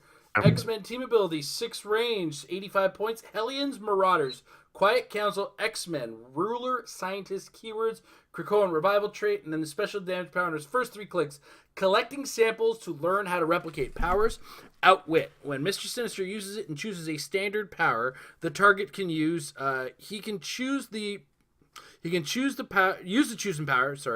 Use the chosen power until your next turn. If the targeted character has the X-Men keyword, choose an adjacent friendly character to also use the chosen power until your next turn. Got there. We got there. Mike, what do you think of Mr. Sinister? Yeah. He's cool. He's a cool character. I like that use of outwit and stealing powers and so forth. Just the downside really is he looks a bit soft to me. Like, the dial's not short, but no shape change like we've seen on a lot of Mr. Sinisters. It's only 17 with invulnerability, and it's 85 points. So I think he's neat. He's a cool version of Sinister, but he feels a bit overcosted for me for competitive. Just outwit shape change. Now you got it. Yeah, true. Provided that they've got somebody around who can do that. Tom? Oh man, much like Sinister himself, I get excited and then I'm eventually disappointed. I rarely like him in the comics, and I don't like him here. Mr. Sinister, I think, is probably one of the most complicated and difficult characters in WizKid's defense to put on a Heroclix style and make interesting. It's not easy because he does do a lot from the background, and you don't have a lot of information on what he can do combatively other than he's really hard to do damage to. And I don't think invulnerable is enough to kind of express it. But anyway, I don't want to be the guy that works at WizKids when they say design Mr. Sinister. Let's just put it off until the end. All right. Next up, Egg. X-Men team ability, 5 range, 25 points. He's part of the 5. And the X-Men, his trait, the 5 Egg. When a friendly character is chosen for the Krakoan Revival trait, after resolutions, you may generate 3 light objects in a single square adjacent to that character. Eggs to spare, free, generate a light object. So he makes light objects. For 25 points, if you need some light objects and some barrier, nothing wrong with Egg, because he does have barrier and sidestep, which is pretty solid.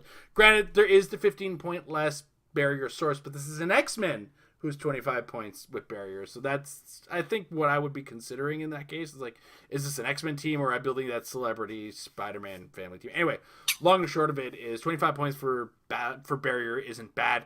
Creating light objects, if you need those objects, use those objects, right? One extra damage in close combat, nothing wrong with that. So, not like for 25 points you could do worse. But there's I think there's a place somewhere for Egg. What do you think, Tom? It'll always be gold balls to me. To some extent, I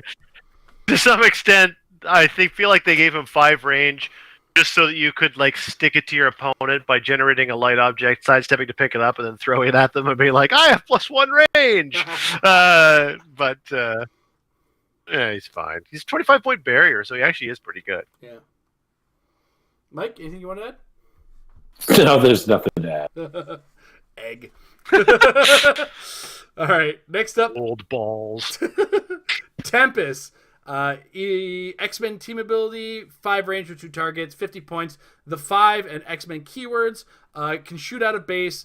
The 5 Tempest is the first trait. When a friendly character is chosen for a Krakoan revival trait, opposing characters can't use prob until your next turn. And then Unstuck in Time probability control is the other trait, but may use it any number of times per turn, targeting a different character each time. When she uses it, except the first time this turn, after resolutions, roll a d6. On a 1 or 2, deal her 1 unavoidable damage and remove her from the map. If you do, at the beginning of your next turn, an opponent chooses a character on the map, place her adjacent to that character. Tom, what do you think of Miss Bell while I make a quick disappearance?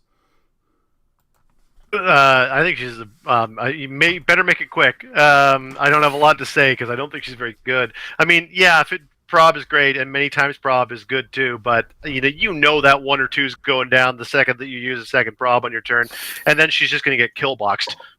So what can I say? She's a liability when it's like it's the ultimate temptation. Like, here's a trait that you should never use because you're definitely going to pay the price if you do. But hey, if you get super lucky, and maybe you'll be able to be a prob control fiend. I don't like her for 50 points. Mike, what do you think? I think if I was building a team around Krakoan Revival, I would consider her, because the upswing for that is definitely there, saying that your opponents can't use probability control until the end of my next turn is a long period of time, right? Because Krakoan Revival on my turn, now they can't use prob for the rest of the turn I'm on. They can't use prob for their next turn, and then they can't use prob still on my next turn. So that's a pretty big upswing. So in that situation, if I was looking at building a Krakoan Revival team or something utilizing that trait, then I would definitely consider her. Other than that, yeah, that probably probability control trait is a big tease with some harsh downside. Like, yeah, you're pretty much saying, am I willing to give up 50 points for this second roll of probability control this turn? I'm not a fan. Most times I'm not. I, too, am not a fan of that particular downside guarantee. Yeah. All right. Next up, we have Hepzibah. 5 range, 60 points. Keywords are Starjammers, X-Force, Animal, Martial Artist, Pirate, and Spy. Ignores hindering and characters for movement. Fastest of the swashbuckling space pirates, sidestep and perplex. Hepzibah may use perplex a second time each turn, but only to target another character with the Starjammers keyword. Fancy footwork on her first 3 clicks for her movement power. Charge, when Hepzibah hits after resolution, she may move up to 3 squares. Mike, what do you think of her? I think she's pretty cool. There's a lot of potential there.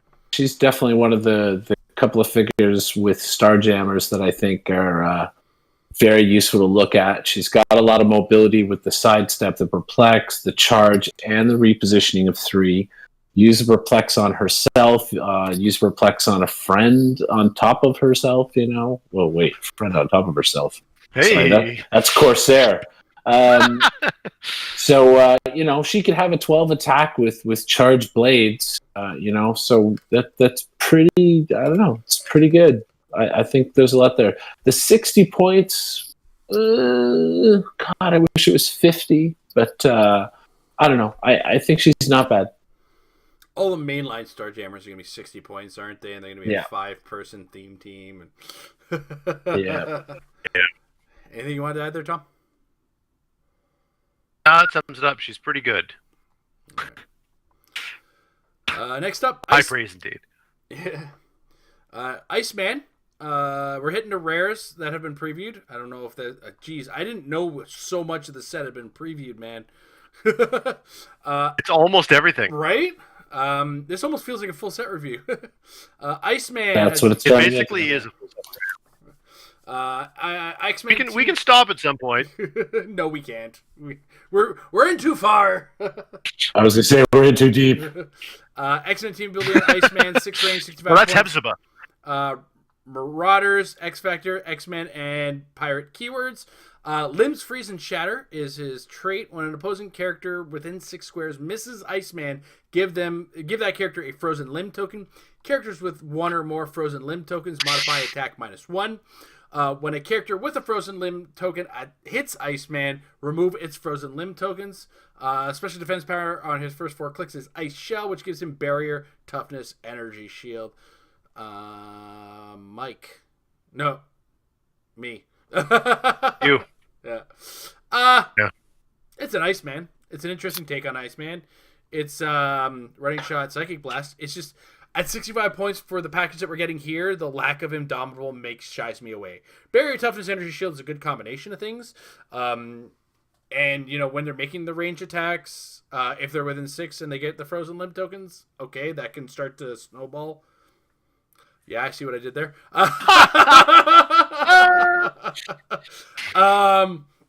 But all in all, you're on thin ice, my friend. Yeah. Overall, I don't see myself using this character for not for the point value and not for what we're getting. But it's a pretty okay sealed character for sure. Tom? Yeah, I'm pretty cold on him too. I'll say this: ice puns. If you were to tell me that this new Iceman has a trait that simulates someone's arm getting frozen and shattered, I would expect it to do a little more than give them -1 attack. Mike, anything you want to say not about our ice puns? No, the whole exchange will receive a chilly reception from me. Attaboy. All right. I feel like we have talked about Rogue. Yes, we have talked about Rogue in the past. She's pretty good. Yeah. But not that good. Not that good. Vulcan. Cosmic Energy and X-Men team abilities, so that's Power Cosmic for the older schoolers. 7 range, he's 140 or 75 points. Omega level energy manipulation, but he can be disrupted. When Vulcan is hit, after resolutions give him an energy disruption token. Modify his defense -X, where X is the number of energy disruption tokens. At the end of your turn, remove his energy disruption tokens and heal him that many clicks. Special movement power, which is kind of scattered all over the dial. I am the universe. Hypersonic speed, when Vulcan uses it, after resolutions, he may make a close attack targeting a character that hasn't been hit this turn. Tom, what do you think of Vulcan? I don't know. I love the fact that he heals up, but again, it just kind of piles on. Once you start hitting him, then it gets that much easier to hit him, and you want to hit him often to mitigate his healing. I mean, you're expecting that healing to take effect at 75 points. For 75 points, he's just going to die. It doesn't matter how many energy absorption tokens he has when he's KO'd. And that is equally true at both of his point values. So he needs a deeper dial for that trait to really come into effect, and he doesn't have it. So, again, much like the character in the comics, a disappointment. Mike? Yeah, honestly, the only reason to even consider maybe playing him at 75 points is it's a guy who can hypersonic with an 11 attack and 4 damage and attack twice. Right? Because he can hypersonic and make an attack in there, and then after resolutions, you could leave him somewhere next to another guy and attack. So, hey, two attacks with an 11-4 is pretty good out of 75 points. But that's all you're going to get out of him because he's going to die that turn. So, really, are you playing a team where you can make that happen? Great. But, yeah, it's so weird, that trait, too, because it's like he's got to get hit a bunch of times to be able to make it worthwhile. Well, if he gets hit a bunch of times, he's already dead. Like, who cares how low his defense is? He's dead. It's just weird. Like, there's stop clicks or something in there. Or, invincible all the way. Well, yeah, up front invincible would be really nice. He's more likely to die of 1 hit. Absolutely. 7 clicks. All right. Next up, Prestige. X-Men team ability, 7 range with 2 targets, 75 points. Excalibur, Phoenix Force, Starjammers, X-Men, and future keywords. Special defense power on her last click. I can still feel the Phoenix Force when I'm alone. Stop, toughness, willpower. Special damage power, first 2 and last click. Omega level empath and psionic shielding. Outwit. At the beginning of your turn, you may choose a friendly character within range and line of fire that shares a keyword. Until your next turn, that character has protected Outwit. Mike, what do you think of Prestige? Yeah, again, it's like it's weird. Like I think we've just had too many sets of these very undercosted, very useful figures, and then we get these guys where it's like, why would I spend 75 points on this? Like you that damage power seems tempting and all. Like, okay, that would be nice to have protected Outwit, but it's 75 points on a figure. Like, what else is she doing? She's not carrying anybody. She's not a flyer. So what the hell is her purpose? Yeah, she brings prestige to your team? No, she does not. By name only. Tom? Yeah, she's got a slightly better chance of using Pulse Wave than Havoc.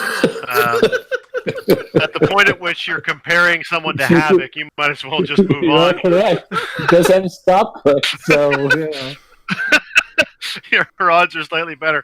Yeah, I can't say anything good about her. And we can move on to Storm, or we can move past Storm because we've talked about her. So you see, we're cooking now. All right, next up, Armor. X-Men team ability, 45 points. New Mutants, X-Men, and Armor keywords. Odd that Armor has the Armor keyword, right?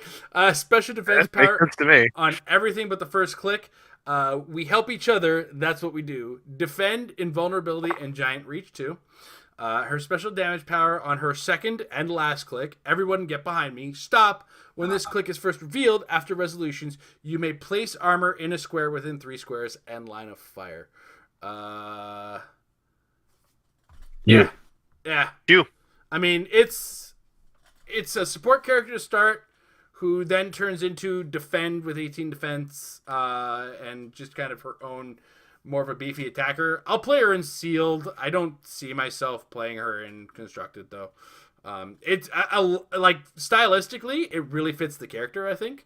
But the 2 stop clicks do make her a pain in the butt to kill.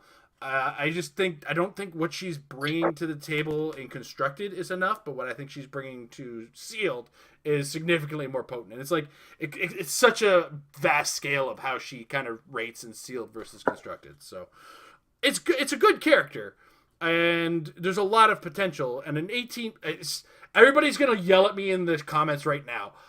I have the worst luck with high defenses, and I don't rely on them.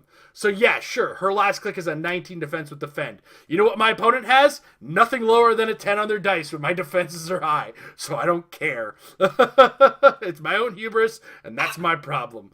But if you're looking at 18 defense with defend, I think it's a pretty solid include in sealed. Plus, when she hits those stop clicks, that extra little movement can either put you where you need her or where you don't want her, or like away from where you don't want her. So there's some usefulness in sealed. I think I've overtalked it. Tom,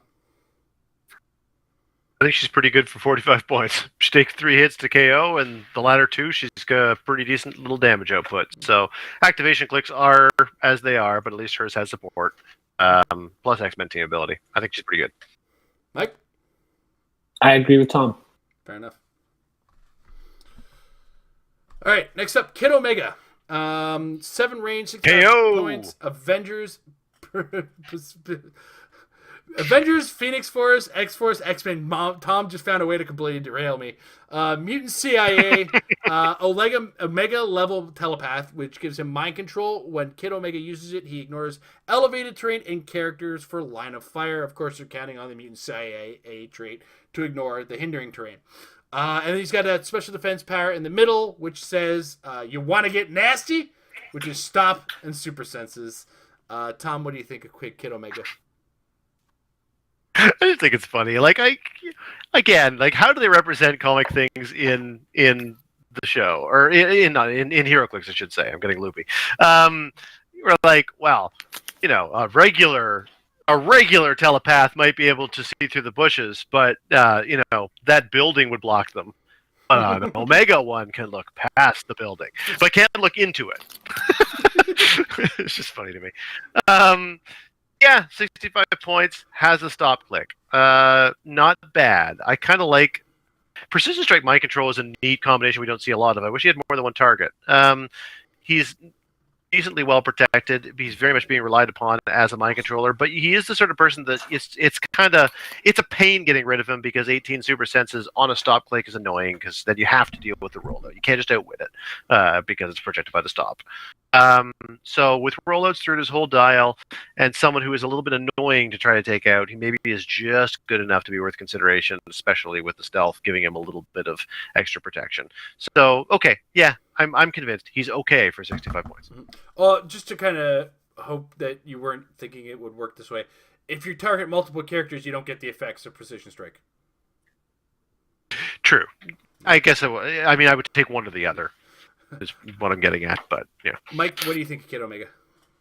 Hey, 4 damage on a stop click is pretty awesome, with running shot, psychic blast as well.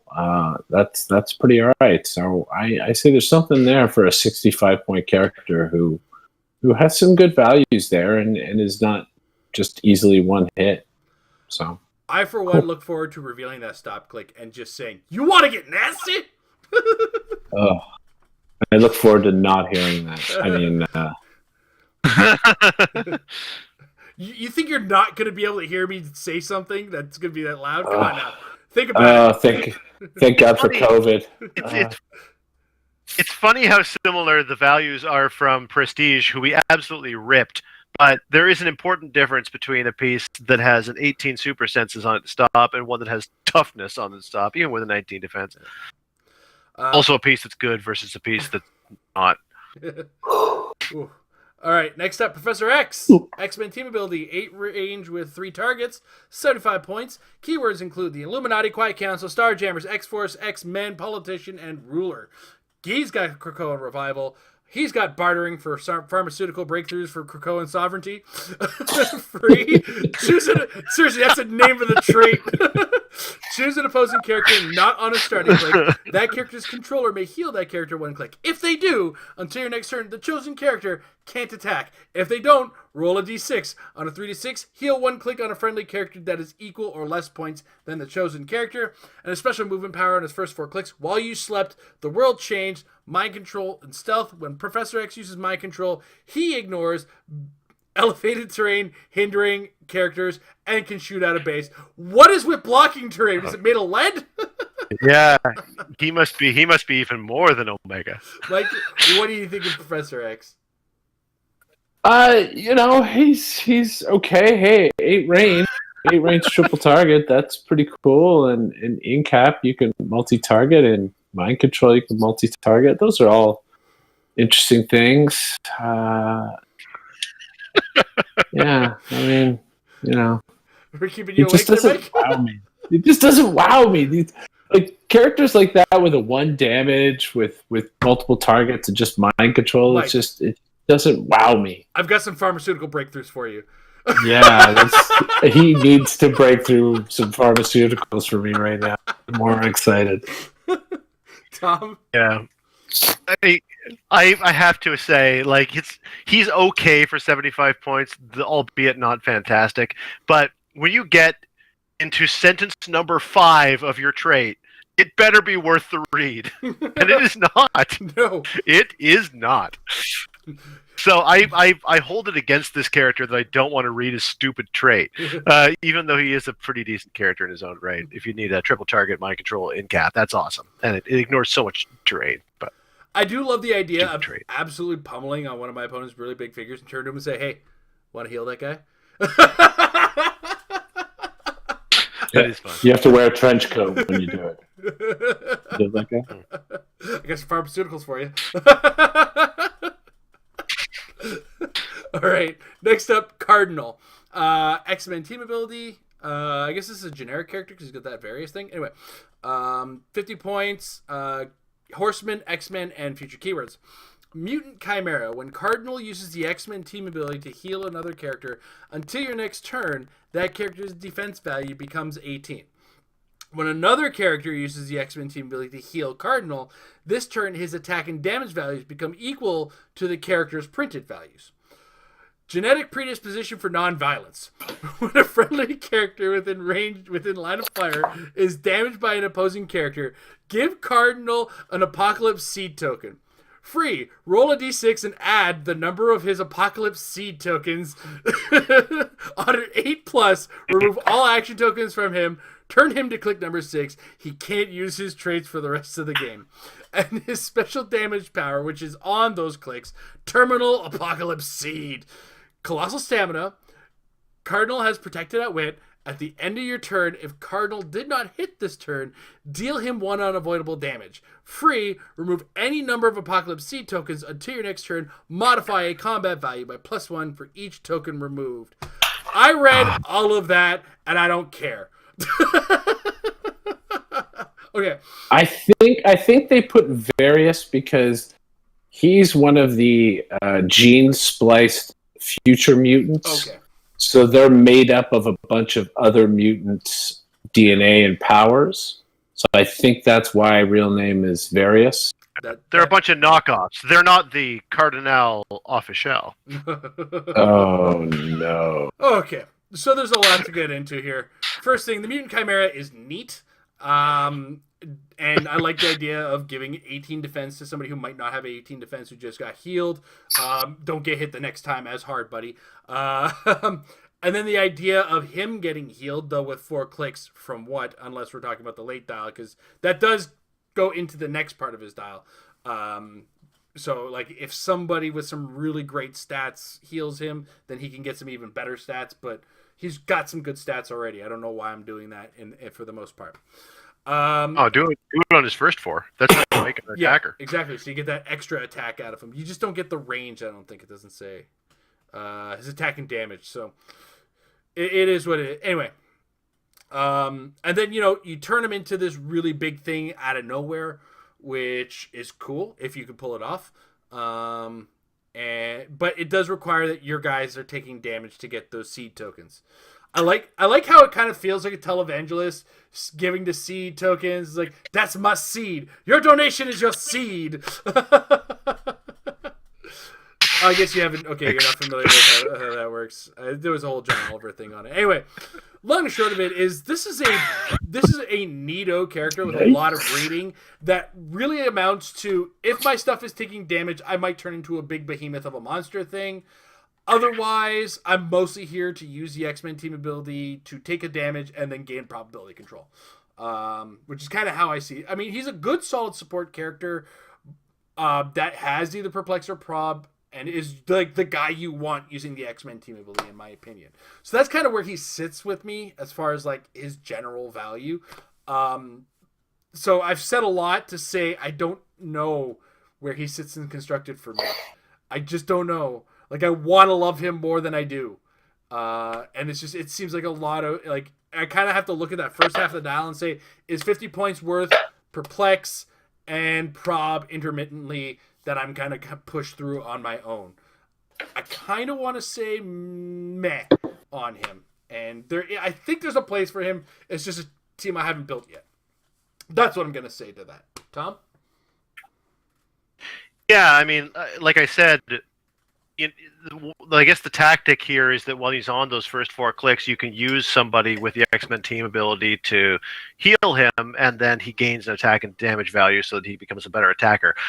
I think that this might be a revolutionary concept, but maybe save 50 points and just attack with the other character that was taking the action to use the X-Men team ability. Yeah, I don't want to break this case wide open or anything, but that seems like I may have avoided reading 3 very long traits and just make the attack. I think I hold it against him that he's making me read this much for a piece I don't care about. At least we get to skip Magneto. Yeah. I'm gonna play him with Douglock. That's what I'm gonna do. Cool. And I'm gonna have Douglock to get hurt.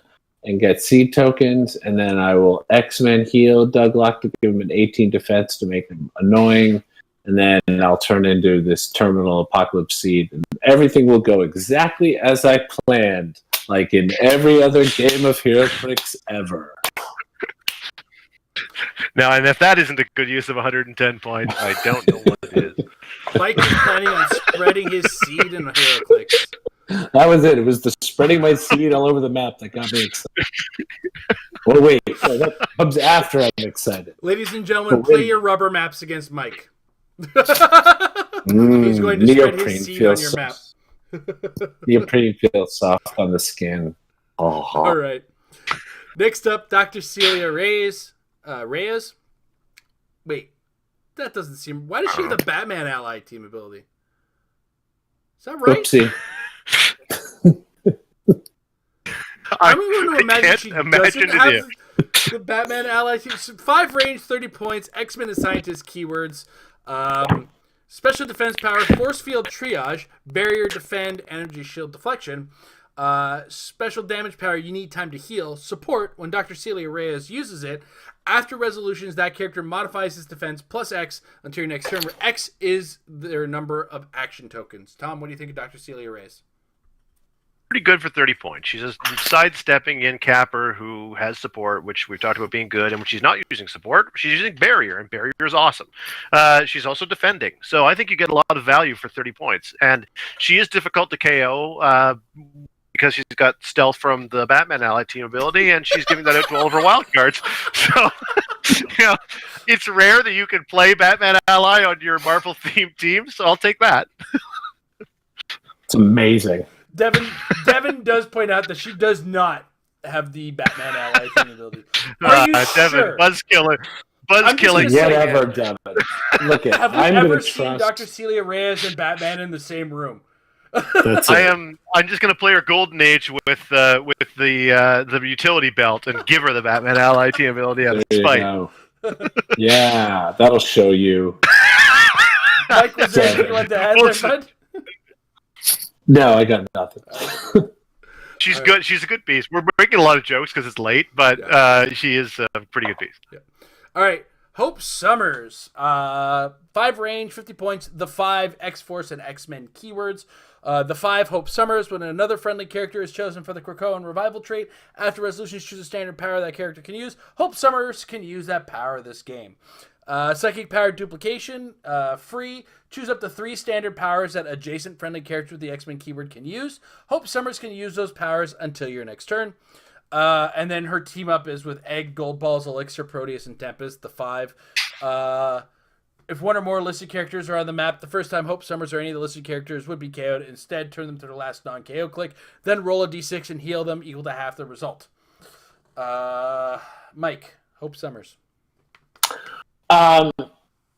Yeah, I'm not even looking at that team up card because really, if you've put her on her team with a bunch of those guys, what powers are you copying? Like you're in trouble. But I think I don't know. She's pretty good for 50 points with an 11. 30 points would be great. With an 11 attack, 3 damage, and being able to get 3 powers from adjacent friendly X-Men means there's lots of opportunities of combinations and stuff you can come up with.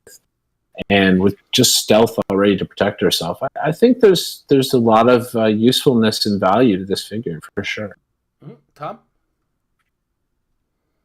I agree. They even gave her stealth on dial so she doesn't need to pick it from Cecilia Reyes' Batman ally. So that's handy. And yeah, I think you do. Hey, a triple pickup power is great. You have to build around it, of course, but as long as you're willing to, I think she's a good use of 50 points. Yeah, I do agree. And it doesn't specify that it's one adjacent character, so you can actually get a combination of powers going for her that work in your favor. So. Yeah, because it says choose up to 3 standard powers that adjacent friendly characters with X-Men keyword can use. So yeah, you pick and choose from the people around. I'll take Colossus's Invincible, I'll take your Running Shot, and I'll take your Psychic Blast. I'll take Douglock's. Well, shape change. The shape change. There you go. Yeah. All right. Next up, Proteus. 5 range, 65 points to 5 and X-Men. The 5 Proteus. When a friendly character is chosen for the Krakoan revival trait, during your next turn, that character deals penetrating damage and modifies damage +1. Special defense power in his last click, burning through host bodies, stop, and mastermind. His special damage power on everything except his last click, a firmer grasp on reality, exploit weakness, perplex. When Proteus uses perplex after resolutions, you may move the target 1 square. I think that adds a lot of potential on that. It's a 65-point support character, which makes me a little tentative. But the idea of that perplex 1 extra square movement can really go some distance. Especially, you got a character who's got like sidestep and then a move and attack. Like you've got 3 additional squares that you've given them movement. Plus you've given them a boost and a power.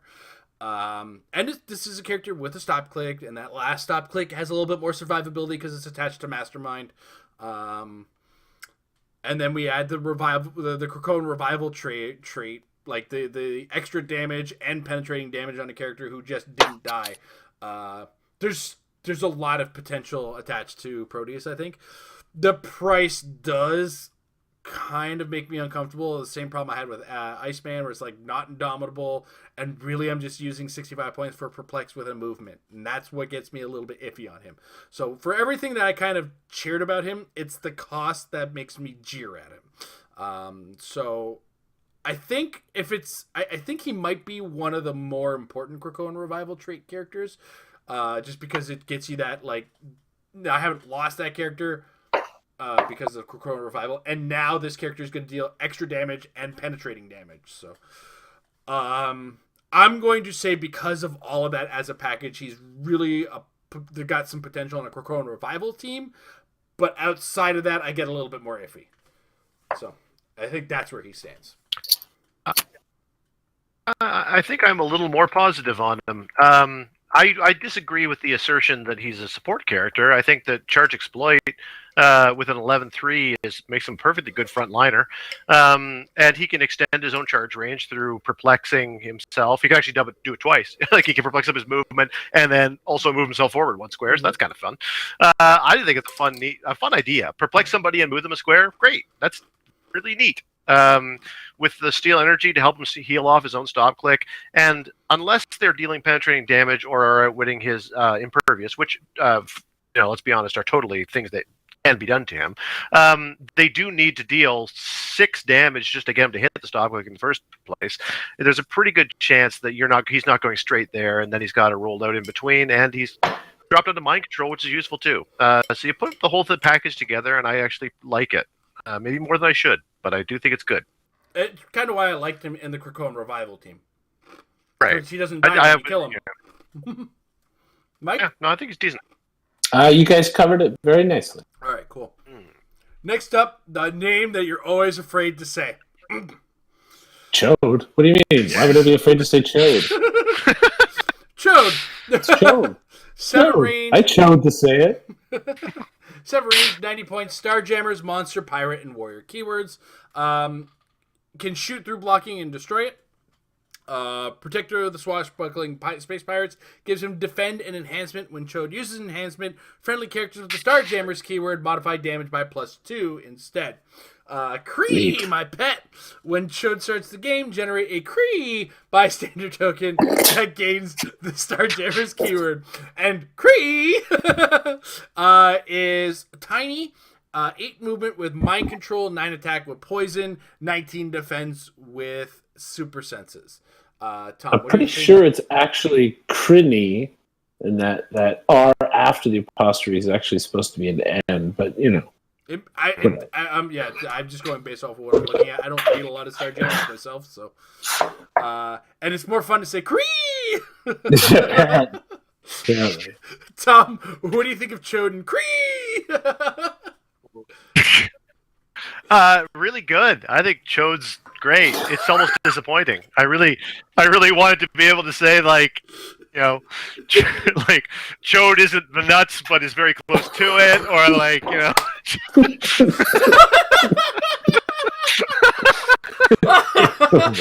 Oh, I love this show.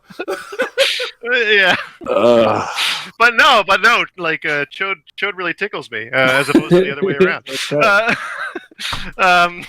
Ch'od impacted you more than you thought it would. Oh god.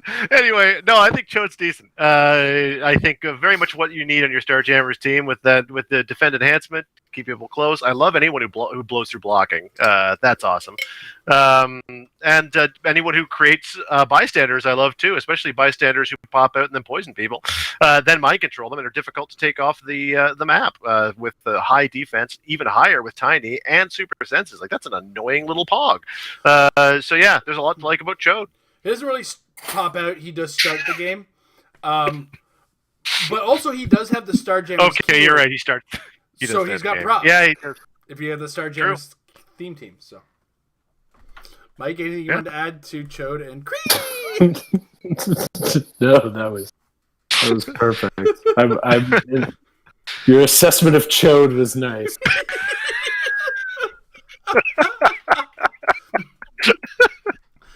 All right, last of the rares, Razza. 5 range, 45 points, Starjammers, Pirate, Robot, Warrior keywords. Deadliest of the swashbuckling space pirates, Precision Strike and Empower. When Razza uses Empower, friendly characters with Starjammers keyword modify damage +2 instead. Her special defense power, Parry and Riposte. Super senses, but succeeds on a 4-6. When Razza evades a close attack, after resolutions deal damage to the attacker equal to their printed damage value. Mike, what do you think of Razza? I think Razza is great for 45 points. Like, yeah, he's got all kinds of great stuff. I mean, the Precision Strike is traded. The Empower is traded. So always when he's in with his buddies, he's +2 their damage. I just want to make sure that nobody outwits that Super Sense power because that's pretty awesome as well. I think you're getting a ton of value for 45 points. Devin in the chat just pointed out too that Cree was supposed to be plasticity, not mind control. Even better. Yeah. Tom. I don't know about better, but also good, I guess. I agree with Mike. Other than the fact that it annoys me to see Prob nested on the second click there. I mean, totally. At least you can use the Prob off the top. But as much as it's there to be annoying, it is really good. 17 defense is a little low, but Super Senses helps to offset that. If you want to offset it even more, then just keep Razza close to the Ch'od and all will be well. Keep laughing. I can't help it. It's the same joke. How long can you use the same material? Apparently forever. All right. Yep. We're in the super rares. Gambit. X-Men team ability, 7 range, 3 targets. Comes in at 80 or 50 points. Excalibur, X-Men, Martial Artist, Mystical, or Spy keyword and Spy keywords. Ignores hindering for line of fire and for movement. Has the Excalibur Mystical Protectors, Mystic's team ability, but only triggers during range attacks. And Gambit has protected Mystic's team ability. Special movement power, I ain't sure why you need a thief. Running shot and stealth. And then special attack power, it ain't magic. Energy explosion, precision strike. Free, make an attack, but only to target a single non-standard character. Just to be clear, we do know that he's Cajun and not Southern. Yes, I know, that was the worst. Well, Cajun is kind of a Southern. I ain't sure what accent you're doing, but I mean, I heard more Southern accents in New Orleans than I heard Cajun accents. I'll just put that out there. But yes, I get what you're saying. Anyway, go on. Anyway. So the special movement power for the most part, like we kind of look at the 50 point down when we look at these characters because 50 points you get 5 clicks, and you get that energy explosion, precision strike. I think that's a really cool power when you consider that what's considered a non-standard character, right? Like colossals or colossal retaliators, right? So you get that extra attack to attack something, and then just try to get that colossal retaliator as a bonus. There's a lot of potential, I think, in that ability. He is a little soft, but I think that's worth the price of admission when it comes down to it. You can attack Mystic's characters with impunity, like most of the Excalibur characters with the Mystical Protectors can, which I think goes a long way. Seeing Mystic's team ability sometimes does cause a little bit of hesitation, like, should I? He will. And the fact that he's a stealth buster with energy explosion, That's awesome. And he can move freely through in and out of stealth or hindering is fine. I don't think the first 2 clicks is worth the 30 points for the perplex and the running shot stealth per se, but I do think the 50-point package is worth some degree of consideration, if only for the fact that you get that extra attack on something that's not standard. Because what's considered not standard includes things like vehicles, colossals, tiny characters. Colossals. Colossals. Did I mention colossals? Yes. So, what do you think, Tom?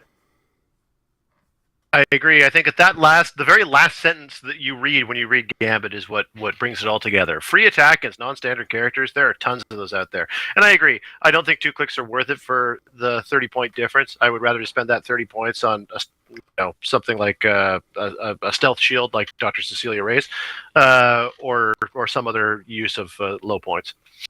That was a deep cut Batman ally joke, if anyone was tracking that. So bad.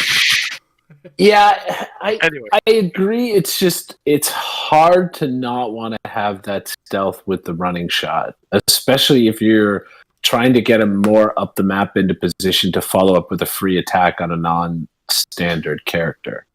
I agree with everything you're saying, and I want to play him at the lower points and be more cost effective. It's just so hard to not want to have that extra bit to sort of keep him alive, really. Sounds like for 5 points you can get the Nightbringer ring. Yeah.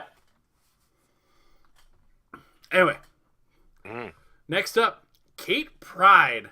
X-Men team ability, 65 points. Excalibur, Hellfire Club, Marauders, Quiet Council, X-Men, and Pirate keywords. Ignores characters for movement.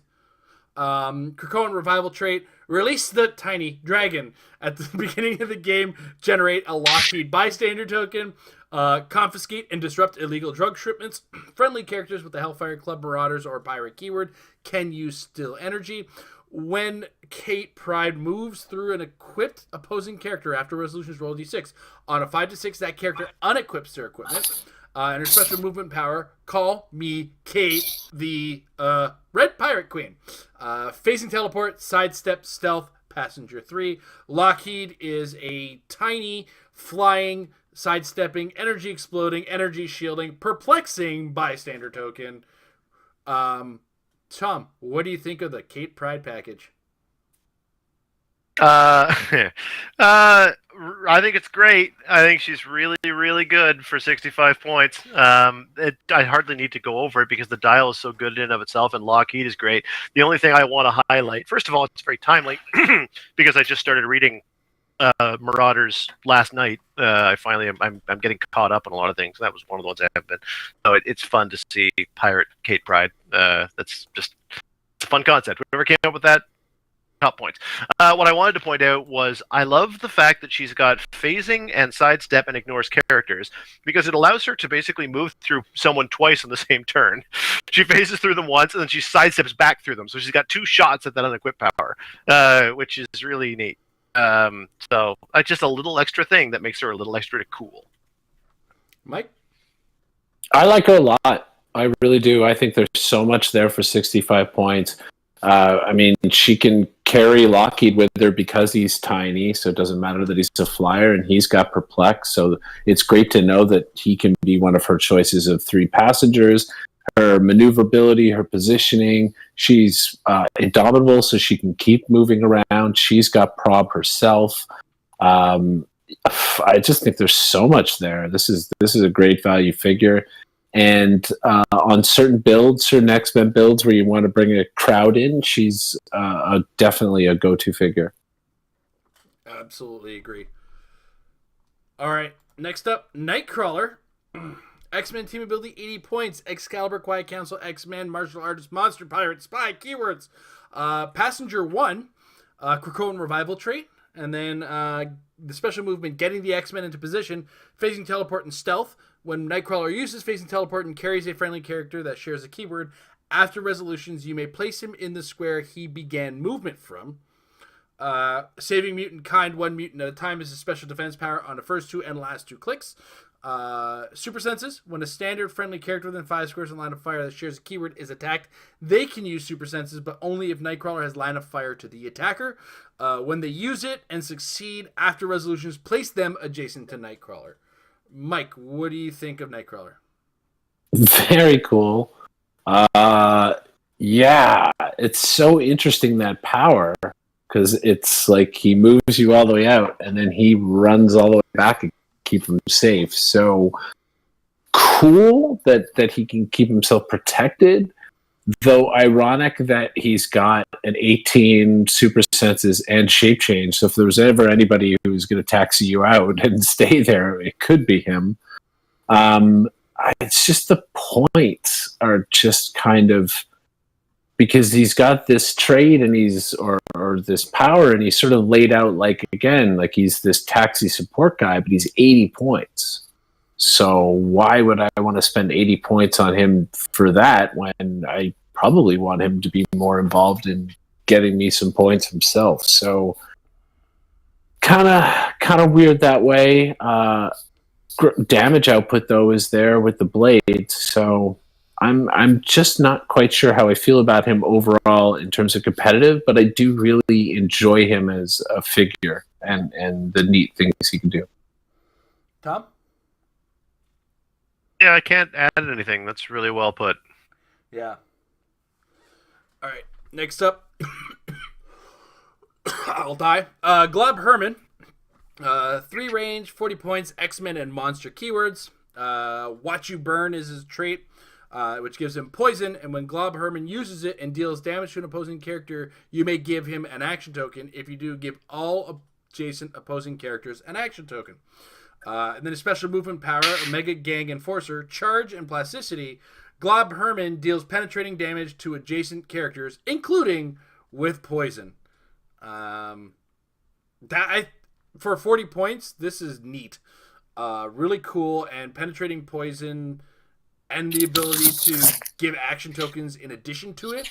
There's so much going in his favor that for a 40 point investment with some shape change protection, it's not terrible. If he does get hit, it's gonna hurt, and if he does lose that movement power, you lose the penetrating poison. But when all is said and done, it's a pretty solid 40-point package. I might try to come up with a team or two of him. I don't think he's unique, so maybe multiples might be carried in by Kate Pride. Who knows? Starting to come up with some combinations there. So, yeah, there's a team for him. It's not like, oh my god, this guy must be on every team, but there's a team for him, I think. Tom? Yeah, I look forward to, taking my opponent to grammar school, because he doesn't say, if you do, give action tokens to all adjacent opposing characters. It's give all opposing characters an action token. So it's basically, there's one action token, you just give it to everybody. So I'm like, well, so who's got it at this point? So who's holding the action token? Or do we divide up the action token and we all get a little sliver of it? Anyway, grammatical nitpicking notwithstanding, I think he's great for 40 points. The only problem with him to some extent is I think he's a sealed bomb because he's such good value for 40 points, but I don't know how much of an additive benefit there is. Like, you're absolutely right. You could play 3 or 4 of them, but I don't think at that point it's worth the points of adding. So he's very good for 40, but I don't think 2 of him is good enough for 80. So I'm not quite sure where he falls. He's a definite sealed play, but I think I will struggle with him constructed-wise. Mm-hmm. Mike? They made a Glob Herman. For me, that's the end. I feel like I have to play him at some point because they made a Glob Herman, and I was never sure they would actually make a Glob Herman. So good for you, WizKids. We're not scraping the point of beak yet, are we? That's if he was ever going to be in a set. I think if he was ever going to be in a set. Yeah. I think when they get the beak, we have to stop complaining about repeating characters. Yeah, just give me another Wolverine, please. Please. All right, Cable. X-Men team ability, 7 range, 120 or 60 points. X-Force, X-Men, Future, Past, Soldier, Warrior keywords. Ignores hindering and characters for line of fire. Body Slide by is his first trait, which gives him phasing teleport, passenger 2, free. If Cable has 2 action tokens, move. His special attack power, Mom. Is it cool if I trade with Razza? Penetrating Psychic Blast, free. Choose a character within range and line of fire and a standard attack power they can use. Until your next turn, Cable can use the chosen power, and the chosen character can't use that power. His special damage power, which he has on the first 3 clicks of a 60-point dial, or kind of middle if you're playing 120. I gave them a gift, one of my favorite grenades. Enhancement. Power, make a range attack, and all other characters adjacent to the original target also become targets. Hit characters are dealt 1 penetrating damage instead of normal damage, and modify attack -2 until your next turn. We are at Tom for Cable. Yeah, I'm divided, I must say. Like, he's pretty good. Maybe, I don't know, you guys, maybe it's just that it's late. I looked at him before, and then the jury was out. And I looked at him again, and the jury is still out. I feel like he is not well enough protected for his points. Because if left alone, he does have quite a bit of output, but he, as a result, becomes a real target. And he's not very well protected as that target, so I'm not, like, I love the fact that when he has 2 action tokens he can move, but he has to survive long enough to make use of it. For 60 points, his 5 clicks protected by toughness is not quite enough for me. For 120 points, he only gains 3 more. I love having upfront prob, but I don't love that much dial for 120, and at 60 I lose that prob, and I really miss it. Enhancement's fine. I don't really love the rest of that power. It's fine, it's okay, but it's not fantastic. And otherwise, he's dynamic, but not dynamic enough. So I'm super divided. I feel if we were giving thumbs to these characters, my thumb would be in the middle for him. Mike? Yeah, that's a good assessment. Ultimately, the 120 points and that 18 toughness defense just make me feel he's just enough thumbs down, though. I just feel like he's getting lambasted, and it's a lot of points to give up. He just doesn't have enough real protection. I don't think we're ever going to be happy with a character named Cable at this point. I think we're just doomed. I think the happiest I've ever been with Cable was the comment from Deadpool. Yeah, I was pretty happy with the comment from Deadpool, so I'll take it. That was a different version of the character, obviously. Yeah. But... All right, next up, we have the... Anyway. Yeah, we've only been seeing the Prime Super Rare Apocalypse, right? Then there's another We have not talked about other Apocalypse. Yeah. Sorry. All right, so Apocalypse comes in with a 6 range and is either 250, 150, or 100 points. Horseman of the Apocalypse, at the beginning of the game, you may choose up to 4 friendly characters, each of 50 points or less. Oh, sorry. Horseman, Armor, Deity, Pass, and Ruler keywords. Beginning of the game, you can choose up to 4 friendly characters with each of 50 points or less and choose a different effect below for each. This game, the chosen characters gain the Horseman keyword and their chosen effect, which is if you give 1 War, Super Strength, Pestilence, Poison, Famine, adjacent opposing characters can't be healed, Death, Exploit Weakness. Behind the scenes, Apocalypse can't be targeted by opposing characters 5 or more squares away. Celestial Tech. Apocalypse has protected Mind Control, Outwit, and Penetrating Psychic Blast. Free. Choose a standard power or colossal. Apocalypse can use a chosen power or ability until your next turn. And then his last trait, remake the world to my own vision. Friendly characters with the Horseman keyword can use Steel Energy. Mike, you get the lead on the Prime Apocalypse. There's a lot to unpack. I mean, 3 different dials. I can't really see anybody really playing 250 in competitive because he's not doing enough on his own and making enough attacks on his own. I just feel like that's too much of a point investment. 150 still even feels like a bit much. Like, what's weird about Apocalypse is you look at all his traits and stuff, he just sort of ends up becoming more like a guy who goes on a team with the right other guys to maybe make them better, because he gives Steel Energy to Horseman, he gives out those powers to some people, and I don't know. And then as soon as I start looking at him that way, I just end up going, I don't really want to play this figure. So it just feels like this, let's make this really interesting Apocalypse that a lot of fans of Apocalypse maybe will play in their fun games and will make their own versions of the Horseman. All right, Tom? Yeah. Tom?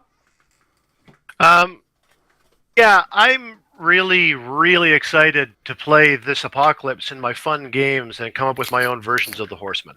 Mike nailed it. That's what I'm excited for. I don't yet think that he maybe doesn't have a slight possibility of being competitive at 100 points, only because he does have pick a power. His normally a 4-click down for 100 points with only 18 impervious would scare me off, but the fact that he's protected at wit and pensai, and the ability to choose a power past that, so that if you know you've got exploit coming at you, you can always take invincible, you can always take mastermind. He's got steel energy, of course, and is giving it out as well. I do wish that he gave out the horseman keyword at force construction rather than the beginning of the game. It pigeonholes him a little bit. But pardon me, but I think he may have just enough to be worth considering. The effect that he gives to his people is not that impressive, so he's so fun. I've never been, or maybe not never, but it's been a long time since I've been this excited for a figure. Maybe I'm a little too tired at this point to fully express it, but I'm super excited and pumped to play him. But I don't necessarily know that he's that competitively viable. So jury's out on that one, but I really want to have one and play my own version of the Horseman. Just 4 different Hulks. Yeah, I'm kind of on the same page as you guys. Okay, we're gonna skip ahead because we are running out of time and wakeness. So I want to cover 2 more figures. Actually, just 1 more, and then we'll cover chases and everything else in the next episode, which will be the full set review anyway. So, and I want to cover the champion figure, the Juggernaut. This one is made by 2 years ago world champion Tyler Spees. So congrats, Tyler. Love to see it. I've already sent him a message on his Facebook and said nice jugs. So Juggernaut has the Brotherhood of Mutants team ability. That's your chode. He comes in at either 175 or 100 points. He has a Brotherhood of Mutants, Excalibur, Thunderbolts, X-Men, Brute, and Mystical keywords. He ignores hindering, and blocking breaks through it for movement. Good. I mean, if Juggernaut didn't, we'd have words. Mystical Helmet gives him colossal stamina. Juggernaut can reduce penetrating damage and has protected outwit. And he's got a special movement power. Once he starts, he can't be stopped. Charge. When Juggernaut uses it, you may choose to not half his speed. If you do, he can use ignore his characters and can only move in a direct path. If Juggernaut used charge during your last turn, he can't become immobile. His special defense power, which he has on his last click, Siderax Chosen, Stop, Impervious, but succeeds on a 4 to 6.